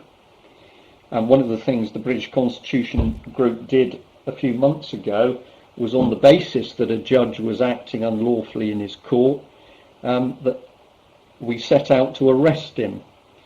Now, ultimately, the judge was freed by the police, but nevertheless, 600 people were brought onto the streets. Several streets were closed. The Birkenhead area was full of police vehicles, dog handlers, you name it, but it was peaceful. I can tell you that as a result of that incident, judges in this country are, pardon my French, shitting themselves, and the police are falling over themselves to ask what we are talking about. And this is tremendously important, because if you say to me, we have corrupt police forces, I agree with you, but the fact is that not all the policemen are corrupt, far from it. Many of them are doing the best job of their circumstances. But now we've got the police starting to come to us asking for more information about what's going on politically. We need these police, because if you ask the question, who's going to clean the police up, my answer to you is the police. If we ask who's going to get the armed forces back under control, it's the armed forces. Who's going to clean up education? The teachers are. And they can only do this if we can get the right information to them. So the British Constitution Group said, what we need to do is get the real hard facts out there. We haven't been pussyfooting around. We talk about a dictatorship. We've said on stage, if people don't wake up, they're going to die. We are talking about people's children waking up in a prison state. So we're not giving any soft messages, but at the same time, we are promulgating the evidence to show not only what's happening, but how it's being done. And we are being successful because we are getting more and more and more calls from professional people asking for the videos, asking for the talks, asking us just to tell them over the phone what's happening. And the reason I think this is being successful is because the British Constitution Group is not set up to control other people. We don't want you to stop being in the groups that you're in. All we simply want you to do is to know what we know and use the information in the right way within your own groups. So I think part of our success has been that we're non-threatening. You can stay whatever party you're in. I personally don't agree with parties anymore, but if you do, stay in your own party, but start to learn about how we're suggesting people fight.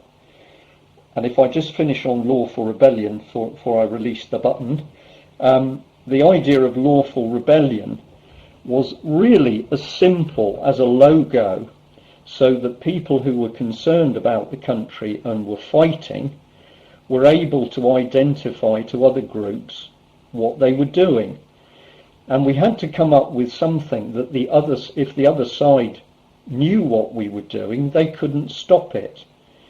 So the use of the little the Union Jack flag with a dove on it is simply a symbol to say, as an individual or a group, we are standing up against this tyranny that's unfolding. And of course, the moment you display it, somebody else knows exactly what side you're on.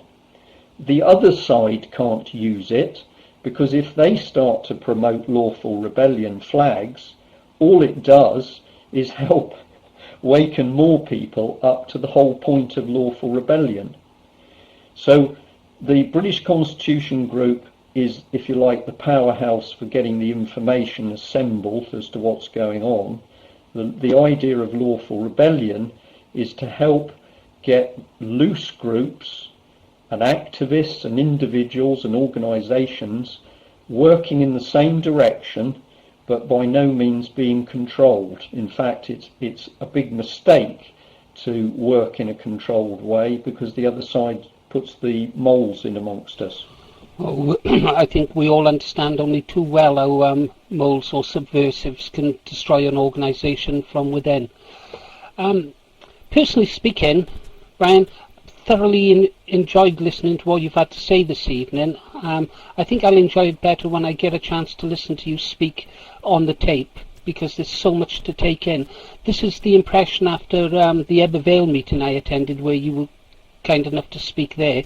I went away and my head was sort of buzzing. There was just so much information given out in that evening to absorb. But you know, you said, who's going to change the army? Who's going to change the police? Who's going to change the teachers? And you say the police, the teachers and the army.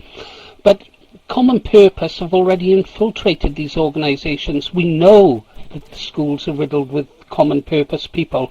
You know, anyone who's going to sort of take them on is obviously going to be targeted by common purpose, and they are going to risk losing their jobs and positions in their organisations. It's going to be very difficult, Brian, and it's going to take a lot of courage on their part. Well, the key two things here is one. I know this only too well, because when I initially started to see common purpose, and in their own literature they claim to have trained about 80,000 people, professionals, but school children as well. But if you start to analyse it, they achieve the main effect by having a few of their people at the top of an organisation. And Julia Middleton brags about this. She talks about using a fifth column. So common purpose is dangerous in that when they get their people into an organisation, they either get promoted up through the system, or they try and get people in at the top of the organisational pyramid, and that's where they do their damage. They can do the damage because people in the organisation are not only not aware that they're there, they don't understand the techniques that are being used against them. But the moment people, say you had a hospital and the leadership of the hospital is common purpose, so the hospital is starting to fall apart, there's constant change and turmoil, and the staff don't know what's happening. They just reel from the fact they can't get on and do their jobs. I'm using this as a real example because they're telling me about it. Okay? But the control comes from a few common purpose at the top. The moment you end up with a sizable body of people in the hospital that know what's being done, there's all sorts of simple things they can do to stop what's going on. The simple one is they say, well, actually, we know what you're doing. The constant change, it's a political program, we're not doing it. Now, if one person says it, yes, of course, they can be bullied and ganged up on. If 20 people say it, all of a sudden something different happens. Now, I want to lift people up because we're in a very dire situation at the moment. But I was asked, can we do something about it? And I'm going to say to you, not only can we are, and now we've got to reinforce what we're doing. A man called me about 5 months ago. He was interested in how he didn't have to pay his water rates, and I had 20 minutes conversation, which initially was quite frustrating because he was simply on and on about his water rates and his water bills. And then he said to me quite quietly, actually, Brian, I meant to tell you something which I thought you'd like. And I said, okay, what's that? He said, I've got a friend who's helping me with all the water business, and she's a police lady. And she shows your videos. She holds a wine and beer party on a Friday night, and they show your videos. And I said to him, is that to take the mickey out of me? And he said, oh no, they've been doing it for quite a while and it's become very popular and they're now starting to show other videos. And then he said, but you'll really like this bit because she has got a friend in one of the Midlands police and they are now showing your video. Now, I'm not here to brag to the audience about my video because I know that these groups are now starting to show other people's material. Once they get an interest, they start to look at all sorts of things. But we have been receiving hard, factual evidence that the material we're pushing out is spreading. If I come to Albert Burgess, who some of the listeners may know, Albert Burgess, who I first met about 5, maybe 6 years ago, had the evidence of treason being committed. He had the absolute documents, a declassified document showing treason committed around our entry into Europe. And he said, Brian, what we should do is go into police stations and report treason. And he said, I'll tell you what will happen. Initially, the police will laugh. They will stall block, they will throw it out. But if we keep doing it into police stations, eventually the police will start to talk over coffee.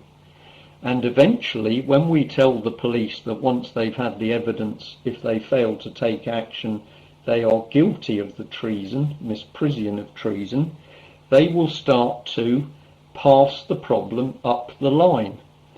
Now, I can tell you that reports of treason have now gone into over 80 police stations throughout Britain. And what Albert said is absolutely starting to happen because we know that the reports internally are being passed higher and higher as ordinary policemen say, I've looked at the evidence, I'm convinced, I'm not going down for this. If you want to do it, you do it, sir. Now, this is the way that we can actually turn the tables on common purpose by infiltrating the truth back into society. And of course, it has started very slowly, but I now believe it's rapidly gaining momentum. When enough people know the truth, it doesn't matter how many people common purpose has, they are going to be exposed and disposed of in the appropriate way. Well, that is encouraging, very, very encouraging. I understand that you'll be speaking at a Britain First meeting in Wales at the end of this month. Is that correct? If so, I look forward to meeting you again, Brian. Yes, that's correct. I was given an invite. I should know the date off the top of my head, but it's towards the end of October.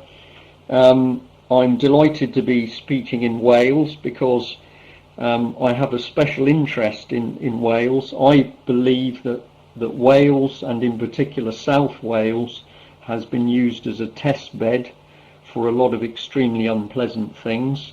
And I think that if we can bring the truth home to enough people in South Wales, we are going to be able to create the backlash we need.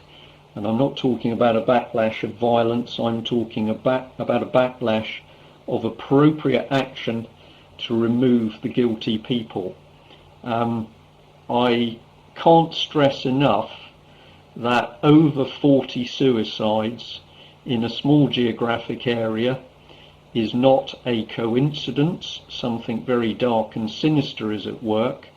And what people may not even know in South Wales is that suicide clusters are cropping up in other parts of Britain.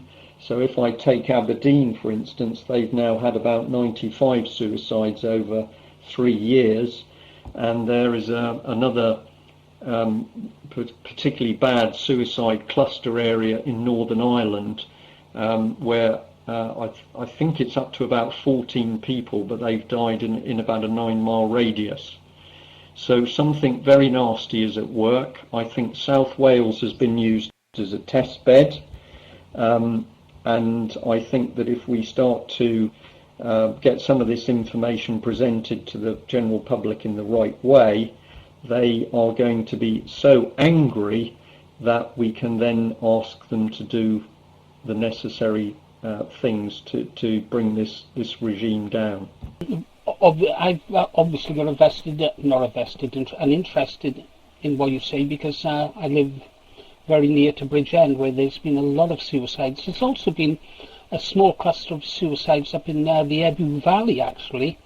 So this is interesting, but what on earth would prompt people to commit suicide? These suicide clusters, of what benefit is that to the establishment? How do they do it? Why would they do it? That's what I don't understand. Sorry, Brian. Well, I'm going to give... it's not a good subject to finish on, is it, late at night, before we all disappear off to our beds. But if people want to understand the mindset that is doing what's happening to us, if you put into Google the Soviet art of brainwashing, you can download a PDF document. It was provided by a man who was an American communist, and it is a paper which originates from the 1930s Soviet Union, and in it describes how they will act to destroy Western democracy. It talks about the use of psychotropic drugs, it talks about destroying families, it talks about getting the children, it talks about destroying Christianity. It also talks about the need to remove anybody who shows any sign of leadership. It talks about the use of perverse artwork and pornography to reduce people's morality to something akin to animals. I would thoroughly recommend that people read this document because it gives the best overview of the sheer evil of the mindset that we're up against. And I think I'm correct in saying it is in that document that you will read the statement, "We will make suicide a normal and accepted part of life." We will make suicide a normal and accepted part of life. Now I can tell you, because the NLP experts are telling me, that if you continue to give a person little doses of NLP, just as if you keep adding little programs onto your computer, eventually the computer starts to misbehave and freeze up and switch itself off. The human mind is exactly the same. And they also point out that if you give NLP to anybody who has any form of mental instability already, so perhaps they have a tendency to suffer from depression, or they're a little bit unstable as a personality, or they're anxious, that NLP is capable of pushing them over the top. And what we can now show is that applied behavioural psychology such as NLP is being poured into schools and colleges and youth clubs, and I believe, and some of the key researchers working with me believe, that this is actually the root cause of the suicides in South Wales. I've got one more question for you. Would you ever see a time that the BCG would put up candidates to stand in Parliament or the European as MEPs? Would you ever consider going down that path, or is that an option that's ruled out right from the start? That's a very easy answer to that question. We've ruled it out right from the start, because we say that if you look at the political system is rotten from the bottom to the top. It's no good talking about getting a party elected. I'm sorry if this rests a bit hard on some people. I stood for the sheer experience of seeing what the process was like. I stood as a parliamentary candidate in the last election in Plymouth. I watched pure vote rigging in Plymouth, where boxes were opened, where each voting slip was miraculously folded perfectly in half. And when I brought that to the attention of officials at the count, I was subjected to the most unbelievable abuse, and life started to get ugly. The political system in this country is so rotten that you cannot penetrate it. And the British Constitution Group's response to this is that, aside from exposing and doing everything we can to remove these people, the only way to deal with it is that we almost ignore them, let them go and play their little games on the side. There's no way that we want to be, we will put up a party or candidates because we don't believe in it. We believe that the existing system has got to be fully exposed and pulled down, and something better has got to be created alongside it. And I watched, because I freely admit I was silly enough to be involved with UKIP in the early days. That's not a derogatory statement for other UKIP people out there. The problem with UKIP is the leadership. You cannot possibly have a party which is fighting for Britain where the leader is paid by the European Union. If somebody offered me that money to go and work in the heart of Europe to represent people in this country, I would not take the money. And basically, this is one of the greatest traps that the European Union runs. It sucks people into the European side when the battle is here in this country. So we've got to do something very different from just campaigning in the existing political system. And the other point that I would make is that it is now blatantly obvious under our constitution that the only lawful vote in Parliament is a free vote, where people vote as individuals and they vote under their own free will. Under our constitution, therefore, the use of parliamentary whips to produce a consensus vote is absolutely unlawful at common law. And if you then follow that through, I believe that the party system itself sows the seeds of the problem, because within a party there is inevitable drive to get people to take a consensus view instead of voting as individuals and with their own conscience and morality. So we've got to build something alongside the existing system. If you then said to me, do I think parties could have a place to play in that new system, I think I could say possibly, but we would have to be very careful that we didn't simply rebuild the corrupt system that we're trying to get rid of. I've got a funny feeling, Brian, that whilst I was briefly disconnected, you answered the question I was going to ask, but I'll ask it just in case at any rate. Okay, let's assume that we are successful in destroying the establishment's infrastructure. Then we must have something to replace it, and that needs to be ruled and controlled, otherwise we wind up back where we started. Is that the question you answered, Brian? Well, I'm going to say I'll attempt to answer that question as you've asked it, because you're being a little bit more precise than what I said. You're now coming down to how do we set something up that can replace the system that's there. Firstly, I believe that we will not have all the answers at one go. We're on a journey. We're going down a path. We don't know all the problems at the moment. We're beginning to work things out, and so we're not going to have all the solutions.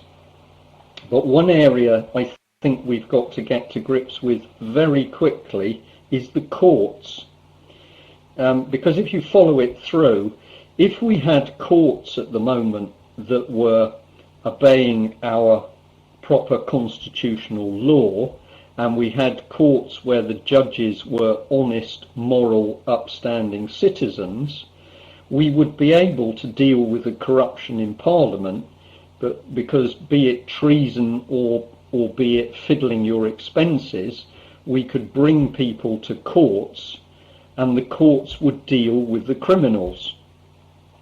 But we're in the position at the moment where we can't deal with Parliament because they're protected by the criminal courts. So the question, I think, first of all, before we decide how we can tackle the issue of Parliament or what replaced it, we need to say, what do we do with the courts? And our stance on this is very clear. We have the right, under lawful rebellion, as permitted in Magna Carta, to set up common law courts, our own with grand juries. So we set up people's courts, and they will be set up by people in their own localities as they see fit. This is not going to be under the control of the British Constitution Group.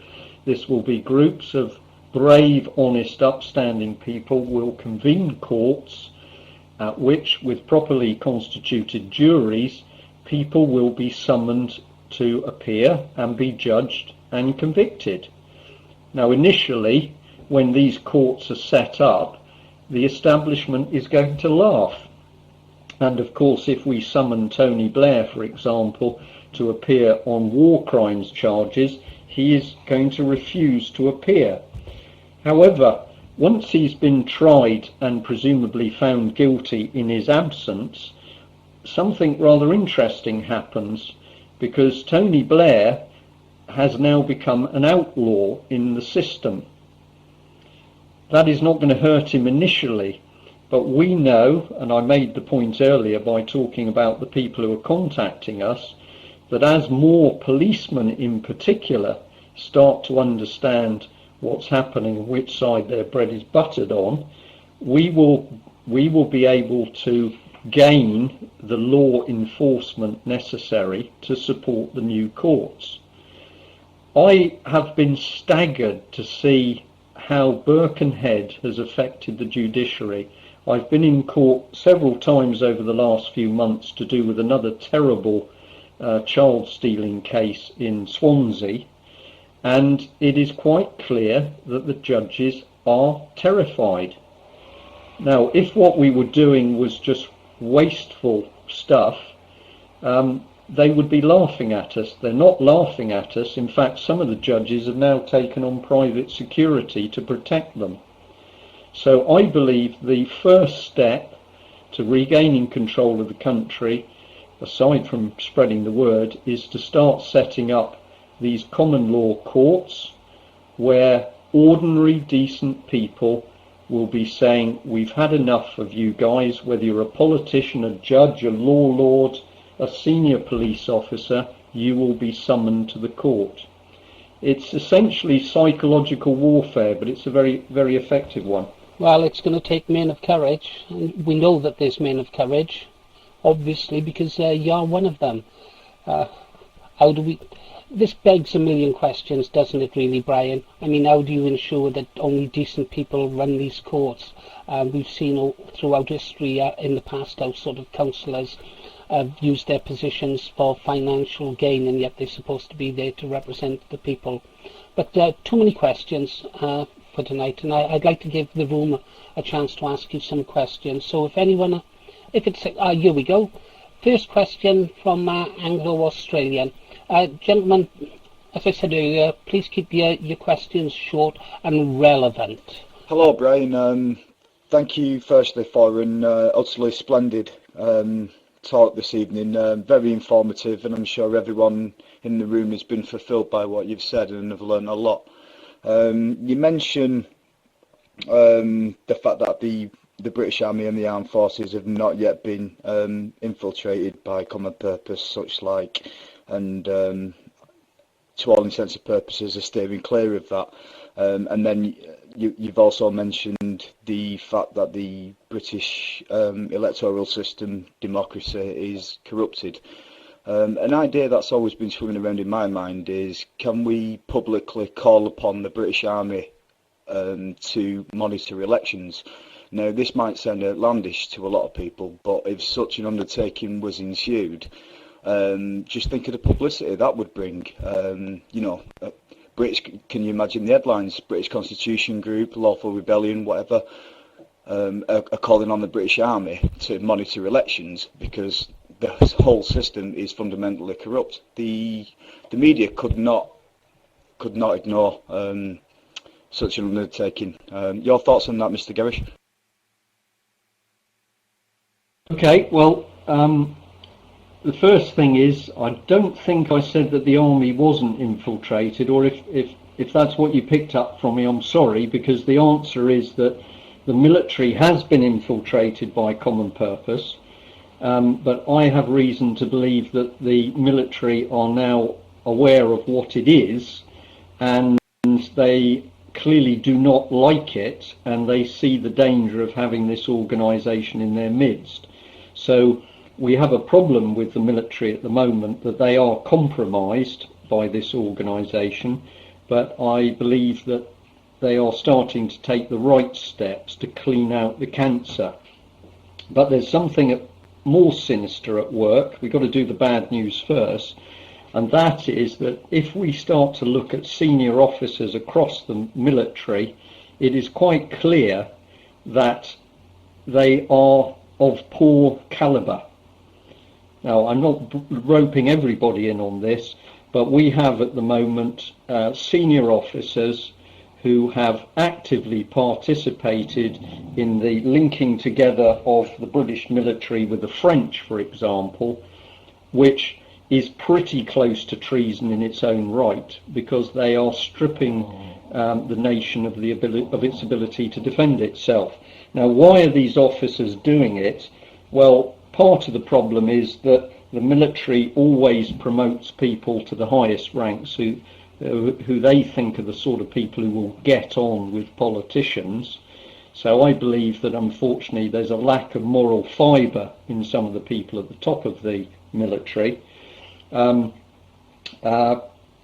we also know, of course, the old rule applies that the moment you're heading for a big fat pension, you're going to be pretty careful about what you do. As the truth about the seriousness of the situation in the country is penetrating the military, we are starting to see both middle-ranking officers and some more junior senior officers starting to make the right noises. But ultimately, I believe that the power is held by the NCOs, the non-commissioned officers, the sergeants, because in any armed force, they are the people that really make it run. I think that the situation in this country, unfortunately, has got to deteriorate a bit before we will get the armed forces taking the necessary decisions that they need to. But I can tell you that many of us have been reassured that should we end up in a serious position in this country, and by that I mean violence to some extent, that the army will not be firing on the British people. So I've given you a little bit of a complicated answer, but the situation is complicated. If you said to me, Brian, do you believe that the armed forces will come good? I believe they will, but we are only just at the point where they're starting to understand how they've been betrayed by their own politicians.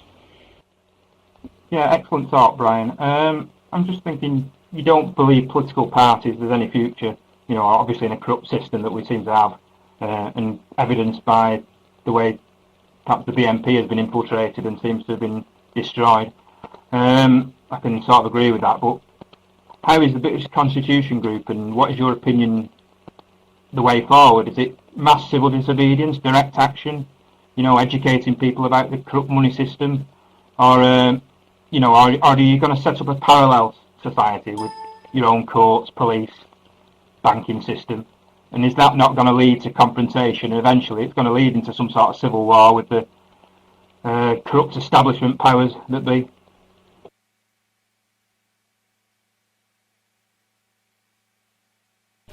Okay, I think you've finished. If you ask for my personal opinion, I have to say things are going to get worse before they get better. We should do everything possible to stop it getting worse, and we should also be wise people and take precautions on the basis that it will get worse. However, in fighting this system, we have to do both things. We have to attack it and expose it. That's all negative stuff. It's all negative energy, and that drags people down. If we really want to motivate people, we've got to show them what they're aiming for. And therefore we've got to start to build stuff alongside this rotten shell that we've been left with. Now, I think it was the last gentleman sort of said to me about people. I believe that if you look at people, most people are good. We're used to watching the TV now, reading papers, but if I meet people, the average person in the street, they're honest, they're hard-working, they want to get on with their lives, they want to look after and support their families, they don't want trouble, they don't want violence. So those ordinary, honest people are capable of making fantastically good decisions when they've got the right information to make the decision. And I believe that if we start to empower ordinary people by showing them that they do not have to be bullied and browbeaten in the way they are, they will start to form their own solutions. Now, if I give you one example, council tax is now something that a lot of people are looking at, and many people aren't paying council tax. We could bring any city to a complete stop simply by not paying council tax. How difficult is that to do? Well, on one hand, you can say you have to wake a lot of people up. But I'll give you another example. A little while ago, a man refused to pay his council tax in Plymouth, was duly summoned to court. There were about 4 other people there on council tax charges, as it were. And in the magistrate's court, which is in fact an unlegal court at common law because there's no jury present, he was browbeaten, and of course nobody paid any attention to him, and he was duly served notice to pay what was owing. What we discovered though was that on that day Plymouth City Council actually had 2,700 people who were also not paying their council tax, and Plymouth City Council itself issued the court orders, which appeared as though they had come from a court, but Plymouth City Council had issued them, and it was then charging people 60 per go costs for issuing those papers. So on one day, Plymouth City Council raked in £150,000 by simply creating fraudulent court notices. What would have happened if those 2,700 people had turned up in court? Well, the answer is, even if they ran 10 courses a day, the court system would rapidly have start to become swamped. So we have all sorts of very powerful weapons for interfering with the system, but we need to get enough people woken up to what they can do and how they do it. That's a learning process, and we have to get them motivated to do it. Now, I think this is where timing applies, because if we go back to the battlefield, if we've got an army advancing towards us, we might be able to see them 10 miles away, but we can't actually shoot them till they get to a few thousand yards away. And in the meantime, you just have to grit your teeth and watch them get closer. I think we are starting to see people hurting. They're losing their jobs, their children are losing their jobs, their gas bills are going up, fuel prices are going up, food prices are going up, and shortly we're going to see more banks collapsing. We have to bide our time until people are at the point where they're going to be desperate for people to tell them what to do.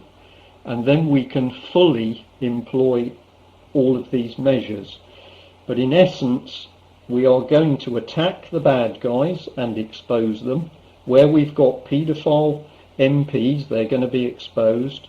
But also we need to build something alongside it. Common law courts, people's courts to start off with, but we can do everything. We can produce our own education systems, for example. We can support people who are home educating. And all of these things, or these methods, is what the British Constitution Group is intending to pass out to people. It's like a toolkit. Hello, Brian. I've been looking at NICE, the National Institution for Clinical Excellence. I don't like a lot of what I read. Do you believe that they are infiltrated with common purpose?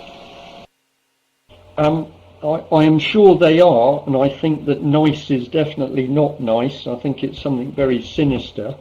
But something I meant to say right at the beginning and I didn't, and if I put it in here it might help. Common Purpose is a charity. It's an organisation, and it's got its graduates. So when you talk about Common Purpose being in somewhere, it may be true that you have Common Purpose graduates inside an organisation and they're doing nasty things. But in many cases now, we are seeing the Common Purpose ideology in organisations. So you see the same sort of results, massive change, breakdown, unhappy relationships, all the good people going, nasty political agendas. It's a common purpose ideology at work, but it doesn't actually have to be that you have common purpose graduates in an organisation. Come back to your question. I haven't got any direct evidence of common purpose at work in NICE, but what I can tell you is that we have more and more professionals from within the NHS, hospital consultants, nurses, dispensary people, pharmacists, that's the word, talking to us about what's going on in hospitals, and they are telling us, and I'm being absolutely truthful here, they are saying to us they are now seeing people deliberately murdered, disposed of in hospitals. And I personally believe that NICE is part of this growing sort of eugenics, euthanasia program in this country. Yeah, hello again, Brian. this is more of a suggestion than a question. I know the UK column is in existence and it publishes widespread, but can we please start to get a publishing arm of Lawful Rebellion stroke British Constitution Group? I mean, these groups are really, really good, and the videos are on YouTube, such like, and you're here this evening speaking about it. But I think with all this being on the internet, I think we might be guilty of essentially preaching to the converted. So a publishing arm which produces leaflets, booklets, pamphlets, such like, and we actually get these into people's letterboxes out on the streets, I think that would be a good undertaking. Agree with that completely. I'm going to say the whole point of the two British Constitution Group conferences coming up, the one in on the 22nd of October and the main one in London on the 5th of November, are specifically about doing things, what needs to be done, and how we can go on the offensive. So they're going to be different from the way we've done things before. I absolutely agree with you. We've got to get more material out, and we are particularly interested in the use of pamphlets, for example, so that you do a pamphlet which tells a policeman what he needs to know about what's happening with the police and law and common law, etc. Same for the military, same for the NHS. So we are looking at that at the moment. But the other thing I'd like to say is that we are very excited by the growth of web-based, I'll call it web-based radio, like the one we're on tonight. These are springing up all over the country, and some of them have got very big audiences. And of course, we've now got access to 2 Sky channels through Edge Media and Paradigm Shift TV, and we are very, very close to being able to start our first news programs, where we are going to be putting out what we believe the correct news is, and also taking apart the propaganda for the BBC. So I agree with all your ideas and where you're coming from. Be patient, we're getting there.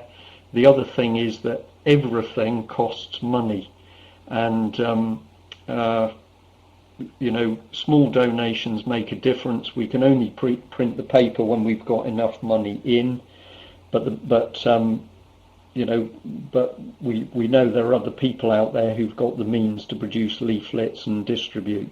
This is where the Lawful Rebellion thing wins hands down, because many people, they might be in one of the parties, they could be in the BNP, or they might be in one of the other parties. I'm saying I personally have moved away from parties, but if you're in a party and you like it, stick in the party. But we need to get people doing the right thing, and by coming under the Lawful Rebellion umbrella, you all know you're heading in the same direction, but you're fighting maybe in different ways. So we're grouping people together, but we're not attempting to control them.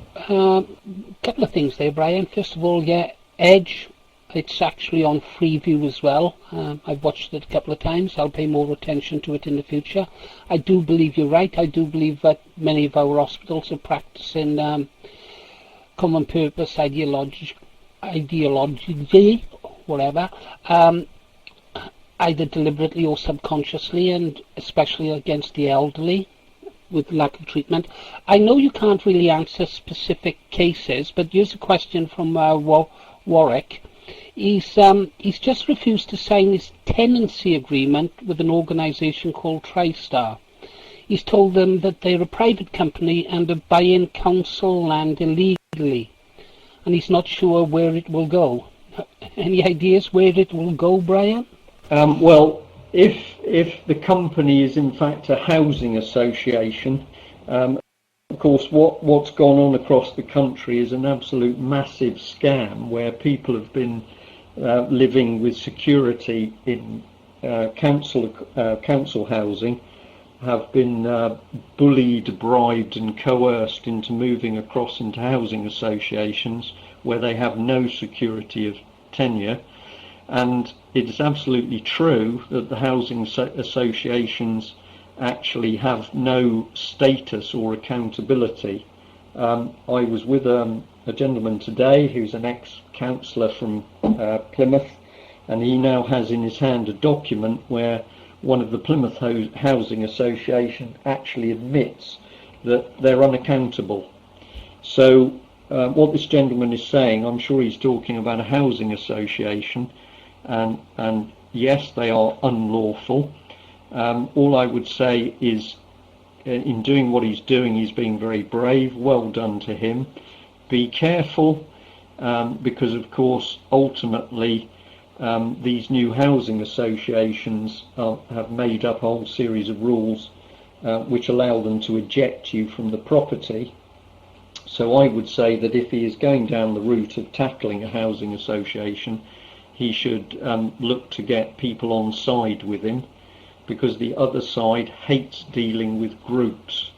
They like to isolate and bully individuals, but they're very frightened of groups of people. So I'd encourage you to carry on going, because we need people like you to fight, but make sure you've got some friends around you. You've raised so many questions, it's going to take a while to absorb it, and I'm looking forward to listening to the recording of this. Bertie Bert will be editing it and then putting it up on YouTube. When it's there, we'll obviously let you know. So I guess what I'm saying here, Brian, I'm going to bring the official side of the show, if you like, to a close. Thank you all very much for giving me the invite. Speaking and getting the message out is what this is all about. So thanks very much.